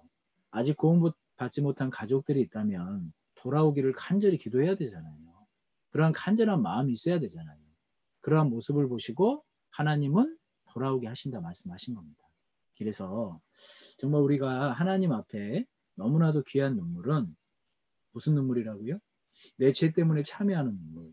교회를 위해서, 형제 자매님들을 위해서, 영혼들을 위해서 간절한 마음으로 흘리는 눈물. 그런 눈물을 하나님은 귀하게 보실 거예요. 그러면 하나님이 정말 가치 없게 보는 눈물이 어떤 눈물일까요? 생각해 보셨어요? 우리 히브리서 12장 한번 가보죠. 히브리서 12장. 히브리서 12장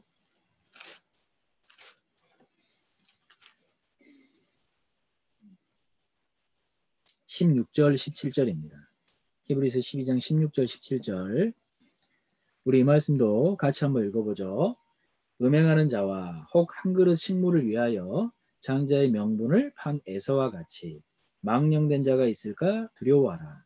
너희 아는 바와 같이 저가 그 후에 축복을 기업으로 받으려고 눈물을 흘리며 구하되 버린 바가 되어 회개할 기회를 얻지 못하였느니라 그랬습니다. 그러니까 내가 이 세상 때문에 주님을 섬기고 교회 생활하는 걸 포기하고 하나님 앞에 서보세요. 그때 아무리 눈물을 흘려도 그 눈물은 하나님이 가치 없게 보셔요. 구원받지 못하면 아무리 눈물로 후회해도 그 눈물을 가치 없게 보시기 때문에 지옥에 던지신다 말씀하신 거예요. 하나님은 우리 이 땅 가운데 사실 때 기회를 주신 거예요. 구원받지 못했다라면 구원받아야 되고 구원받았다라면 주님을 위해서 한번 살아보라고. 그랬을 때 하나님은 영광을 주십니다. 그런데 그렇게 살지 못하고 세상의 마음을 뺏기다가 주님 앞에 서보세요. 그때는 아무리 많은 눈물을 흘려도 그 눈물 하나님이 가치 없게 하시는 거예요. 그래서 내가 주님 앞에 섰을 때 후회하는 삶이 아니라 주님이 나에게 기회를 주셨을 때 그때 한번 최선을 다해서 살아보세요. 하나님이 주시고자 하는 것이요, 이 땅에 있는 것보다 못하겠어요? 그러지 않을 거예요. 얼마나 귀한 건데요. 그런 모습을 꼭 우리가 생각함으로 남은 삶을 좀 어떻게 살아야 될지 기억해 볼 필요가 있을 겁니다.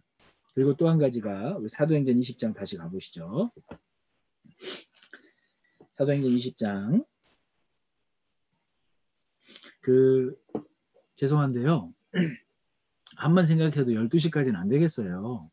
좀 더 길어질 수 있을 것 같습니다. 그래서 시장하신 분은 또는 개인적인 일정이 있으신 분은 조용히 나가셔도 돼요.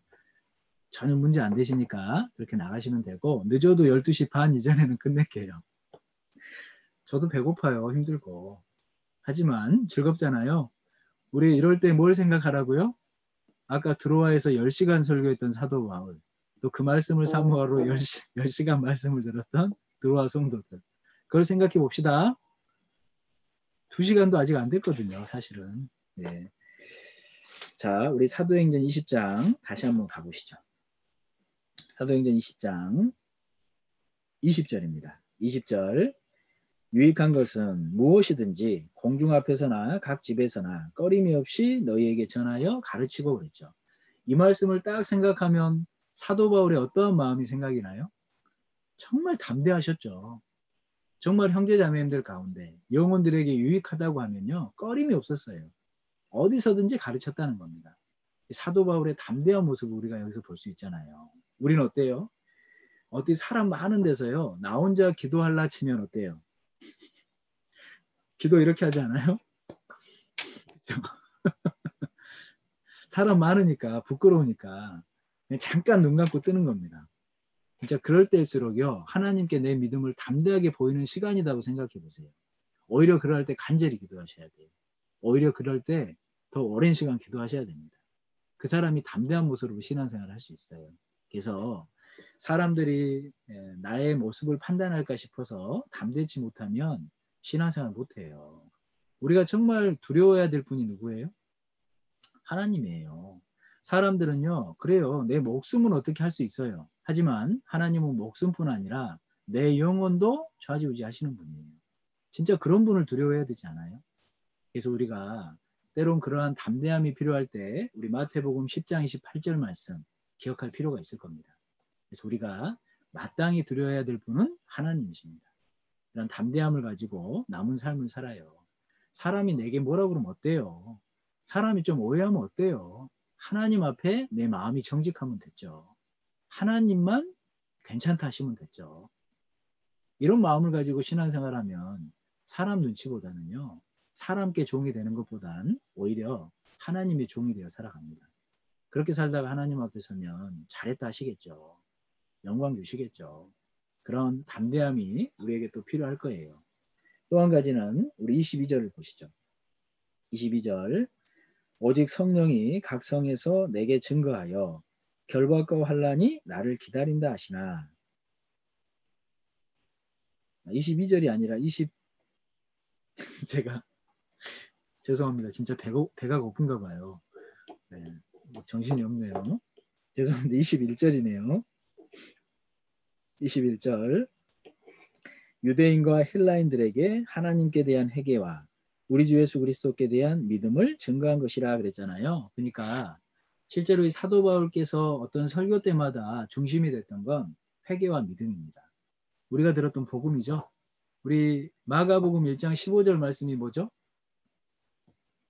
마가복음 1장 15절 한번 딱 생각해 보세요. 때가 찼고 하나님 나라가 가까웠으니 회개하고 복음을 믿으라. 그렇죠? 그러니까 예수님께서도 또 이 사도 바울께서도 늘 말씀하셨던 복음에는 회개와 믿음이에요. 맞죠? 사도행전 2장 38절에도 사도 바울께서 뭐라고 말씀하셔요? 너희가 회개하고 각각 예수 그리스도의 이름으로 세례를 받으라. 그리하면 죄 사함을 얻으리니. 그리하면 뭐라고 그랬죠? 성령을 선물로 받는다 그러셨잖아요. 그래서 정말 이 사도 바울의 메시지는 늘 회개 그리고 믿음이에요. 그래서 우리 잠언 1장 말씀에도 보면 정말 우리가 죄인으로 나서 죄인으로 난 사람을 초청하십니다. 예수님이. 그리고 초청된 사람에게 뭐라고 말씀하십니까? 메시지를 주셔요. 그리고 성령의 덧입힘을 주십니다. 그렇게 구원을 얻는 거예요. 그래서 사도 바울이 전했던 복음이 회개와 믿음, 그 복음이다라는 걸 생각해 보면 내가 정말 이 말씀 안에 올바른 말씀 안에 교회에서 산다라는 것도 다시 한번 확인해 볼 수 있지 않습니까? 그래서 이 21절 말씀을 통해 사도 바울의 그 말씀의 메시지가 분명 이거였다라는 것도 알 수 있고 우리 22절도 가보시죠. 22절. 우리 22절은 같이 한번 읽어보겠습니다. 보라, 이제 나는 심령의 매임을 받아 예루살렘으로 가는데 저기서 무슨 일을 만날는지 알지 못하노라 그러셨어요. 그러니까 실제로 이제 예루살렘에 가면 큰 고난이 있을 것을 아십니다. 그런데도 불구하고 가시죠. 그 이유가 뭡니까?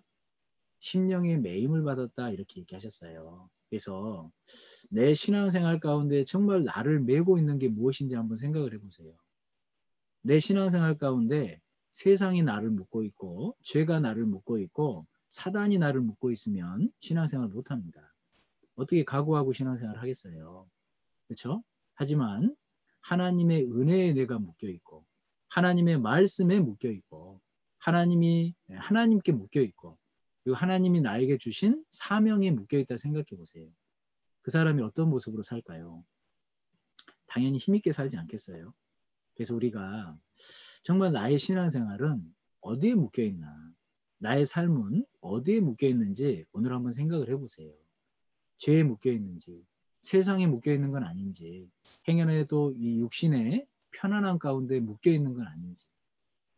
그러한 묶여 있는 것을 벗어내야 돼요. 그리스도인은 하나님께 묶여야 됩니다. 그리스도인은 하나님의 사랑, 그 은혜에 묶여야 돼요. 그리스도인은 마땅히 말씀에 묶여야 됩니다. 마땅히 이 복음이라는 사명에 묶여야지 주님 안에서 힘있게 살아갈 수 있어요. 그래서 이 사도 바울이 이 심령에 매였다. 이 단어 가운데 우리가 마땅히 어떤 것에 매여서 살아야 될지 기억해 볼 필요가 있다는 겁니다. 아시겠죠? 그래서 나의 삶은 어디에 묶여 있는지 그게 부족하다면 2021년에는 정말 하나님께 묶이고 말씀께 묶이고 그 은혜에 묶이고 사명에 묶여서 하나님 앞에 좀 힘있게 살아봐야겠다. 좀 이런 다짐을 할 필요가 있을 거예요. 그리고 그 이후의 말씀에 보면 또 많은 교훈들이 있는데 어쨌든 그 이후의 말씀은 좀 한번 개인적으로 읽어보시면서 좀 살펴보시면 좋을 것 같아요. 그리고 넘어가죠. 우리 21장 가보세요. 21장 1절부터 4절까지 제가 읽어드리겠습니다. 1절부터 4절입니다. 우리가 저희를 작별하고 행선하여 바로 곳으로 가서 이튿날 로도에 이르러 거기서부터 바다라로 가서 베니게로 건너가는 배를 타고 가다가 구브로를 바라보고 이를 왼편에 두고 수리아로 행선하여 두로에서 상륙하니 거기서 배가 짐을 풀려 함이러라. 제자들을 찾아 거기서 이레를 머물더니 그 제자들이 성령의 감동으로 바울더러 예루살렘에 들어가지 말라 하더라 그러셨어요. 자, 화면을 볼까요? 화면을 보면 화면 보이시죠? 유수정 가면님? 화면 보이세요? 네. 자, 우리 좀 전에 읽었던 말씀이 이 밀레도에서 고스에서 로도로 바다를 통해서 이 구브로 섬 기억하시죠? 우리 1차 선교 때 갔던 이 섬을 왼편에 두고 어디로 들어갔다는 거예요? 두로로 갔다는 겁니다. 이 두로가 지금의 티레예요. 티레. T-Y-L-E. 티레. 이 지역입니다. 이 지역에 상륙했다 이 얘기를 방금 읽으신 거예요. 아시겠죠? 근데 자 보세요. 이 지역을 먼저 좀 보고 넘어갑시다. 이 지역을 쭉 보면요. 보통 해안가가 이렇게 쭉 평행하잖아요. 그죠? 근데 이 지역만 어때요? 툭 튀어나왔죠. 이거 좀 기억하고 계세요. 이 지역만 이렇게 툭 튀어나왔어요. 자, 다시 화면을 보시죠. 저를 보시죠. 화면이 아니라. 자, 우리 이 두로에 사도 바울이 왔는데 먼저 여기 있는 사건에 대한 교훈 받기 전에 이 두로에 대해서 한번 좀 생각을 해봅시다. 우리 두로 하면 생각나는 말씀 있어요? 두로. 우리 에스겔서 26장 기억하셔요? 에스겔 26장 한번 가볼까요? 에스겔 26장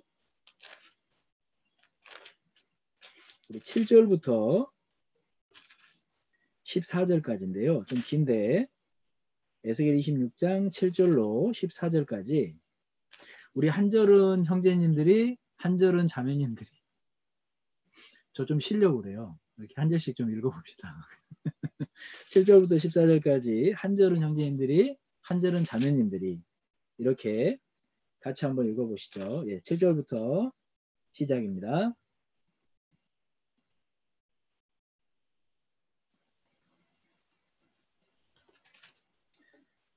그가 들에 있는 너희 딸들을 칼로 죽이고 너를 치려고 운제를 세우며 토성을 쌓으며 방패를 갖출 것이며 공성태를 베풀어 내 성을 치며 도끼로 망대를 찍을 것이며 말이 많음으로 그 티끌이 너를 가리울 것이며 사람이 해파된 성 구멍으로 들어가는 것 같이 그가 내 성문으로 들어갈 때에 그 기병과 수레와 병거의 소리로 인하여 내 성곽이 진동할 것이며 그가 그 말굽으로 내 모든 거리를 밟을 것이며 칼로 내 백성을 죽일 것이며 내 견고한 석상을 땅에 엎드릴 것이며 내 재물을 빼앗을 것이며 내 무역한 것을 노락할 것이며 내 성을 헐 것이며 내 기뻐하는 집을 무너뜨릴 것이며 또 내 돌들과 내 제목과 내 흙을 다 물 가운데로 던질 것이라. 내가 내 노래소리로 그치게 하며 내 수금소리로 다시 들리지 않게 하고 너로 말간 반석이 되게 한즉 내가 굼을 말리는 곳이 되고 다시는 건축되지 못하리니 나 여호와가 말하였음이니라. 나 주 여호와의 말이니라 그러셨습니다. 네, 우리 이 두로의 에스겔이 하신 이 예언의 말씀이에요. 실제로 이 두로가요. 원래는 아까 이 내륙에 있었던 그런 도시입니다. 근데 누부갓네살 왕이 그 도시를 공략을 해요. 그러니까 이 두로에 있던 사람들이 이 800m 떨어진 그 두로 섬으로 들어가는 거예요. 이해 가시죠? 그래서 우리 이 말씀이요. 누부갓네살 왕이 BC 572년인가? BC 572년에 그 내륙에 있던 그 두로를 멸망시키므로 그 내륙에 있던 두로 사람들이 이 섬으로 피신을 가는 거예요. 근데 그 섬으로 간 두로가 사실 이제 섬에 있기 때문에 공략하기가 쉽지 않았거든요. 누부갓네살 왕이 포기를 했어요. 그렇게 이제 200년을 지납니다. 그러니까 마치 이 말씀이 성취가 안 된 것처럼 느껴졌어요. 그런데 알렉산더 대왕이요. 정말 그 세계를 정복하는 데 바쁜데 그 섬 하나 정복하려고 거기다 막 뚝을 쌓는 겁니다. 흙을 막 부어갖고요. 뚝을 쌓아요. 그래서 지금 우리 아까 봤죠? 지도. 다시 한번 봐볼까요? 화면에 보면 우리 아까 봤죠? 여기 보셨죠? 지도 보이시죠? 지도.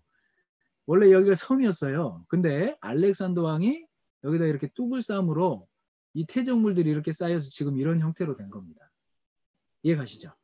그러니까 에스겔서 26장 말씀에 마치 이것이 예언이 돼 있고 그대로 알렉산더 왕에 의해서 BC 332년에 성취가 된 거예요. 그러니까 우리가 알고 있는 이 성경이 얼마나 확실한 말씀이에요. 그래서 제가 실제로 이렇게 맨 처음에 말씀을 배울 때요. 여러 가지 말씀도 참 이렇게 성경이 사실이다라는 확신을 줬지만 이 에스겔 26장 말씀 배우다가 완전히 무릎을 꿇었어요. 그러면서 이 지도의 모습을 보여주는데 야 하나님 살아계시다. 정말 성경 사실이다. 이런 생각이 들더라고요. 그래서 먼저는 이 두로를 볼 때마다 저는 그 생각이 나요. 정말 하나님이 살아계신 이 하나님의 말씀이 사실이다. 이것에 대한 확신을 주는 말씀. 그래서 이러한 모습을 통해서도 우리가 좀 교훈을 받아볼 수 있을 겁니다. 그리고 우리가 두로하면 또 생각나는 게 마태복음 11장 말씀이거든요. 우리 한번 가볼까요? 마태복음 11장입니다. 마태복음 11장 우리 20절부터 22절까지 제가 읽어드릴게요. 예수께서 권능을 가장 많이 베푸신 고을들이 회개치 아니하므로 그때 책망하시되 화가 있을진저 고라시나 화가 있을진저 벳세다야 너에게 행한 모든 권능을 두로와 시돈에서 행하지 아니하였다면 저희가 벌써 베옷을 입고 제에 앉아 회개하였으리라. 내가 너희에게 이르노니 심판날에 두로와 시돈이 너희보다 견디기 쉬우리라. 이렇게 말씀하셨죠. 자, 보십시오. 이 두로라는 그 도시는요, 실제로 도덕적으로 상당히 타락했던 곳입니다. 그죠? 그러니까 하나님 보시기에 어때요? 죄가 충만했던 곳이에요. 그런데 하나님이 뭐라고 말씀하시죠? 오히려 이 두로보다 가버나움이 심판이 더 심할 거라고 얘기를 하시는 겁니다. 이게 무슨 얘기겠어요?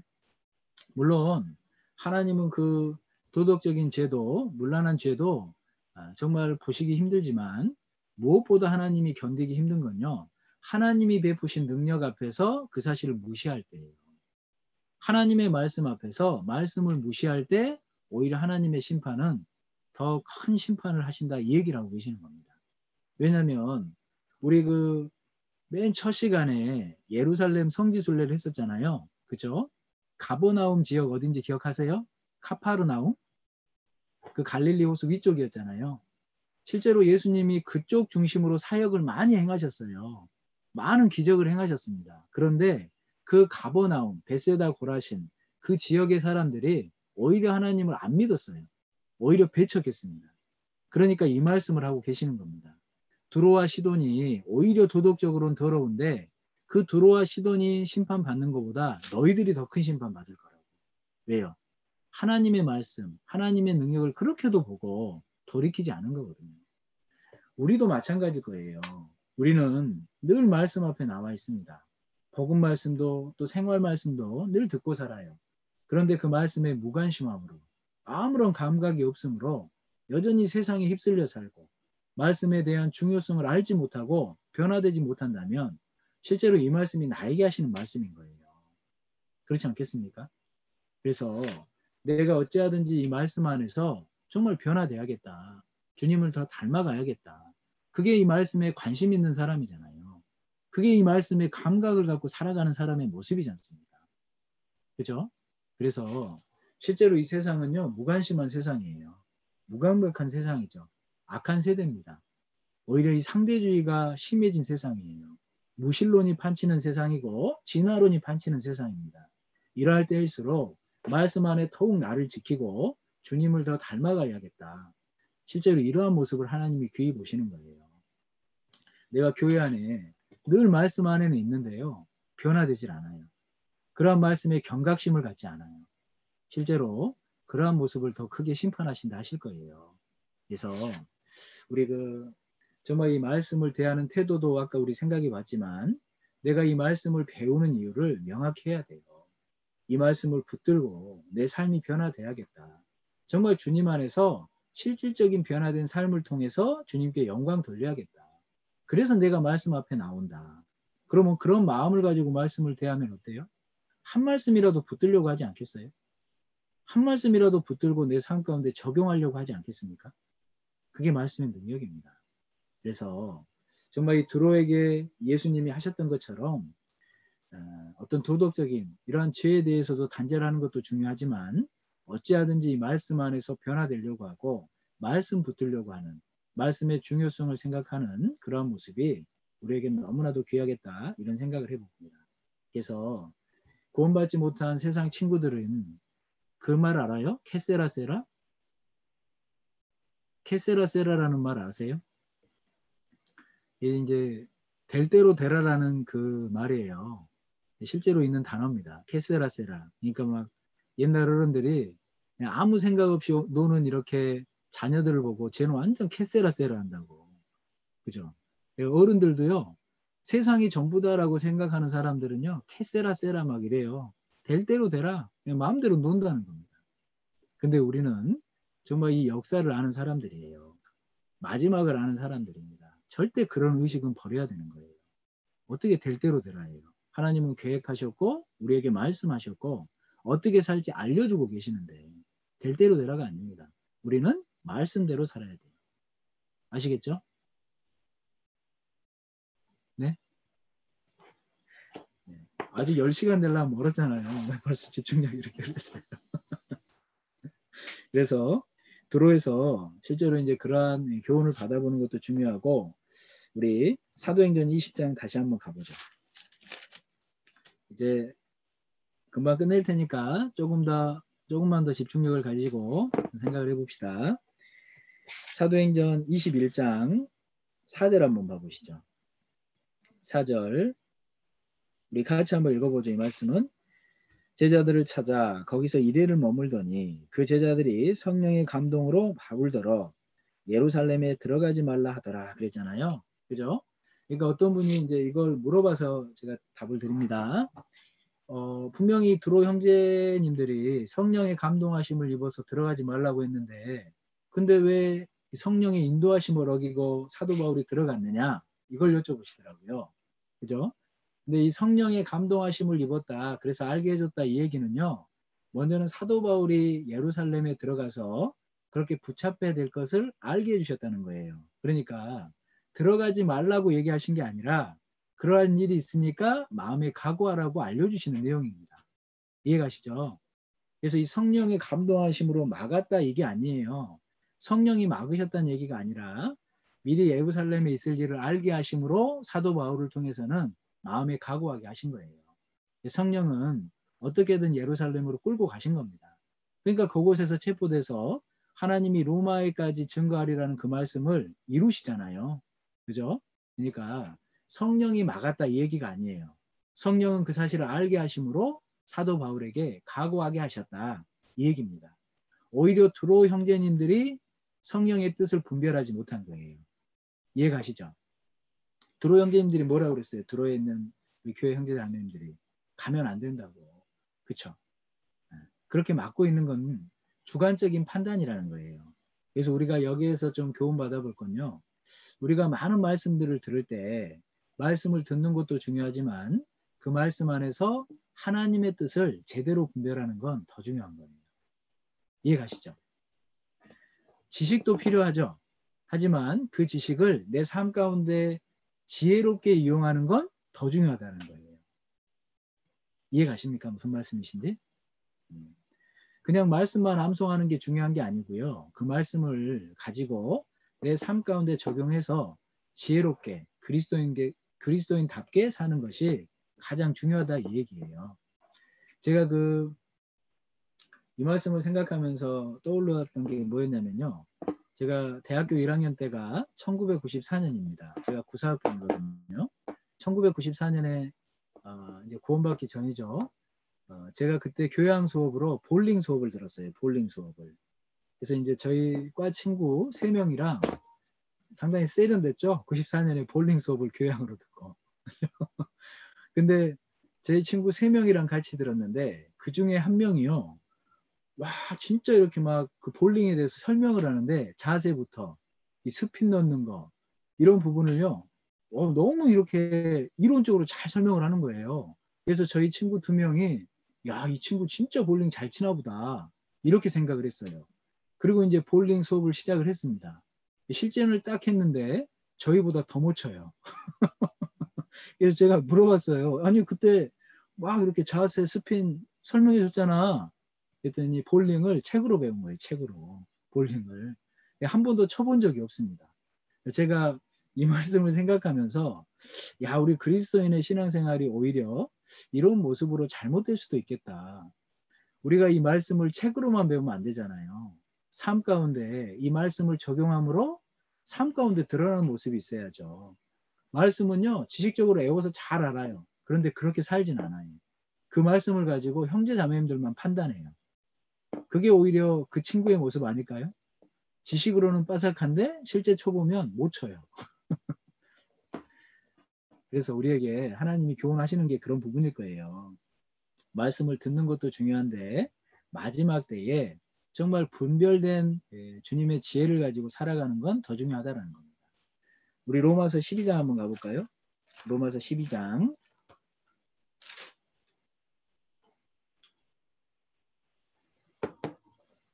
로마서 12장 2절입니다.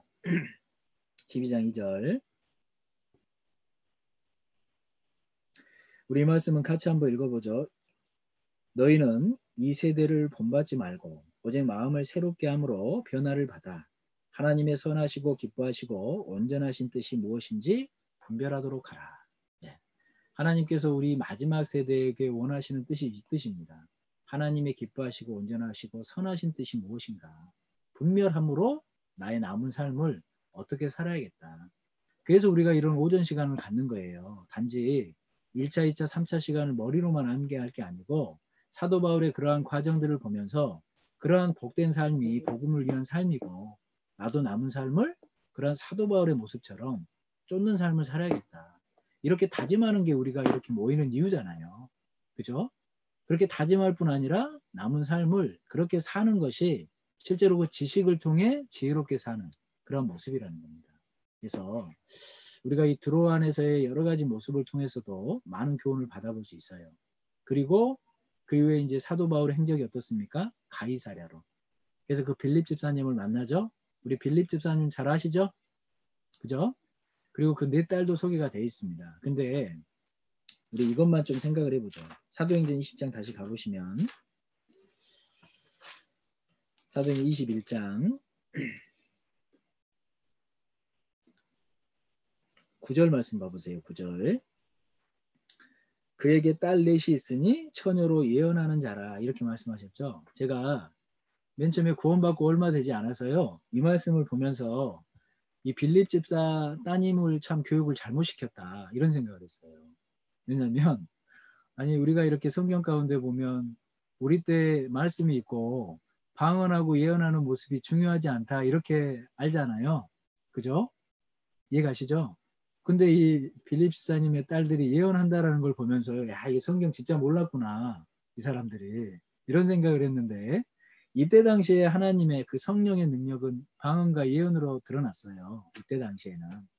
그죠? 그러니까 실제로 이렇게 예언하는 모습이 하나님의 능력이 드러난 거고 하나님의 뜻을 분별한 모습이었다는 겁니다. 이 예언을 통해서 고린도전서 12장이 뭐라고 말씀하셔요? 많은 성도들에게 유익을 얻게 하기 위해서 예언했다 하시거든요. 그러니까 이 딸들이 이러한 모습을 통해서 교회에 유익을 줬다는 뜻이에요. 그러니까 내가 성경을 잘못 생각하면 어때요? 사람을 판단할 수 있어요. 저처럼. 그래서 성경을 우리가 이렇게 볼 때에 제대로 이해하고 정확한 뜻을 이해하고 사는 것은 중요한 겁니다. 실제로 이 빌립 집사님들의 딸들은요. 주님을 위해서 살았던 분들입니다. 그래서 우리 전승에 의하면 결혼도 하지 않고 그렇게 주님을 위해 살다가 죽었다고 하잖아요. 그래서 뭐 자매님들께 결혼하지 말라는 얘기가 아니에요. 그런 뜻을 위해 살았다는 얘기인 거지. 네. 그래서 우리가 이 두로 가운데 여러 가지 사건을 통해서도 이러한 교훈을 받아보고 가이사랴에서도 빌립 집사님의 모습을 통해서 그 딸들의 모습을 통해서 또 그리고 그 아가부 선지자 그 모습을 통해서도 많은 교훈을 좀 살펴볼 수 있습니다. 그리고 결국 예루살렘으로 들어가므로 3차 선교여행이 마무리됩니다. 다 왔어요. 예루살렘까지.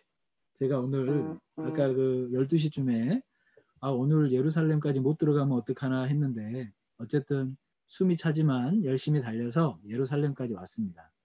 그래서 우리 오늘 이 3차 여행 중에 드로아 또 밀레도 그리고 두로 그리고 가이사랴 그리고 결국 예루살렘까지 들어온 이 여정들을 살펴보면서 여러 가지 교훈을 생각해 봤습니다.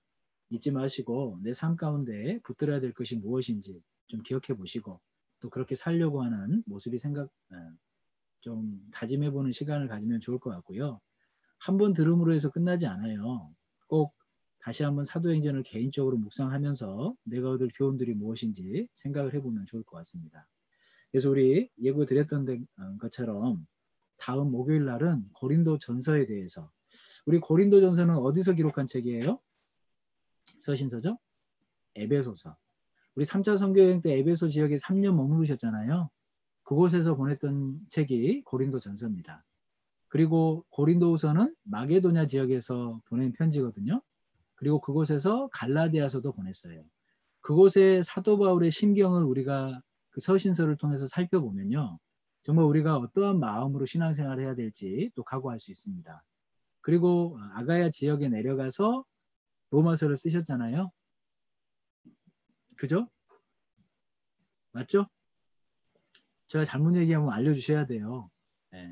그래서 그 갱그레아 교회 집사님이신 베베를 통해서 로마서를 전달합니다. 그래서 우리 다음 주까지 어제라든지 로마서까지 에베소 지역에서 보냈던 고린도전서, 마게도냐 지역에서 보냈던 고린도후서와 갈라디아서, 아가야 지방에서 보냈던 로마서까지 좀 전체적인 핵심만 잡아야지 뭐 전체적으로 깊게 살펴볼 시간은 없을 것 같고요. 전체적인 내용만 좀 살펴봐도 많은 도움이 될 겁니다. 그래서 그 서신서 로마서까지 다음 주까지 하고 그 다음 주에 우리 사무엘 학교하고 그 다음 주에 대집회하고 끝나고 나서 로마인까지 가는 사도행전의 그 걸음을 좀 살펴보고 그리고 끝나고 나면 그 옥중서신 에베소서, 빌립보서, 골로새서, 빌레몬서까지 살피고 우리 방학을 마무리하면 좋을 것 같습니다. 그래서 다음 내일이죠. 내일 조별교재 시간에 하실 거는 뭐냐면요. 고린도 후서 있죠. 고린도 후서. 우리 지난 조별교재 때 고린도 전서 읽으셨잖아요. 그죠? 내일 조별교재 시간에는 고린도 후서를 좀 읽어보시면 좋을 것 같아요. 고린도 후서 읽어보시는 겁니다. 조별교재 시간에. 아시겠죠? 그리고 우리 그 1차부터 3차까지 사무엘 전까지 해보자 했는데 시간을 더 가지시면 될 것 같아요. 어차피 3차 선교 여행 끝까지니까요.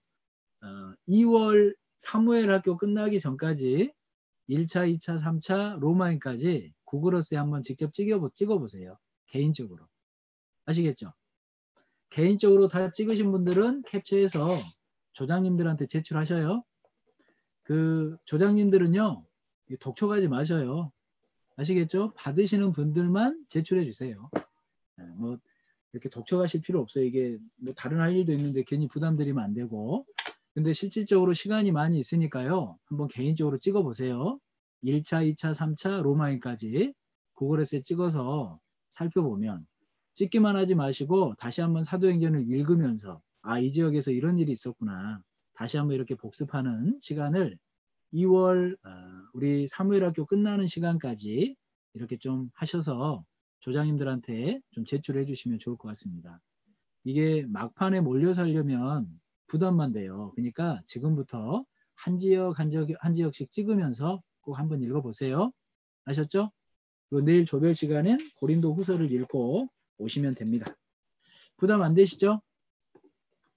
네, 그리고 나서 제가 사실은 한 가지 더 좀 부탁을 드릴 게 있었는데요. 까먹었어요. 아까 써놔야겠다 했는데 제가 이게 뭐였죠? 까먹었어요. 이건 좀 생각나는 대로 다시 다음 시간에 좀 이렇게 부탁드리도록 하겠습니다. 어쨌든 다음 조별 시간은 고린도 후서를 좀 읽고 그 다음 날은 우리 고린도 전서에 대해서 좀 이렇게 교훈을 받아봤으면 좋겠습니다. 수고 많이 하셨고요. 식사 맛있게 하십시오. 네, 우리 기도하고 마치도록 하겠습니다. 기도 올리겠습니다. 사랑과 은혜가 많으신 고마우신 아버지 하나님, 사도 바울과 함께 떠나는 온라인 선교여행 저희들에게 많은 교훈을 주고 계심을 잘 알고 있습니다. 하나라도 붙잡고 우리의 삶 가운데 적용할 수 있도록 도와주시옵소서. 그래서 우리의 삶이 변화되고 주님께 영광이 되므로 어찌하든지 저희 생각을 말씀께 사로잡혀서 주님의 뜻 가운데 살다가 주님 앞에 설 수 있도록 도와주시옵소서.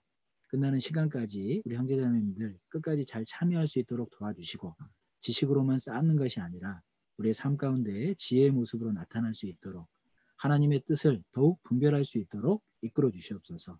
오늘 함께해 주신 교제의 모든 시정 감사드리며 저희를 사랑하시는 우리 주 예수님의 이름으로 감사하며 기도드렸습니다. 아멘.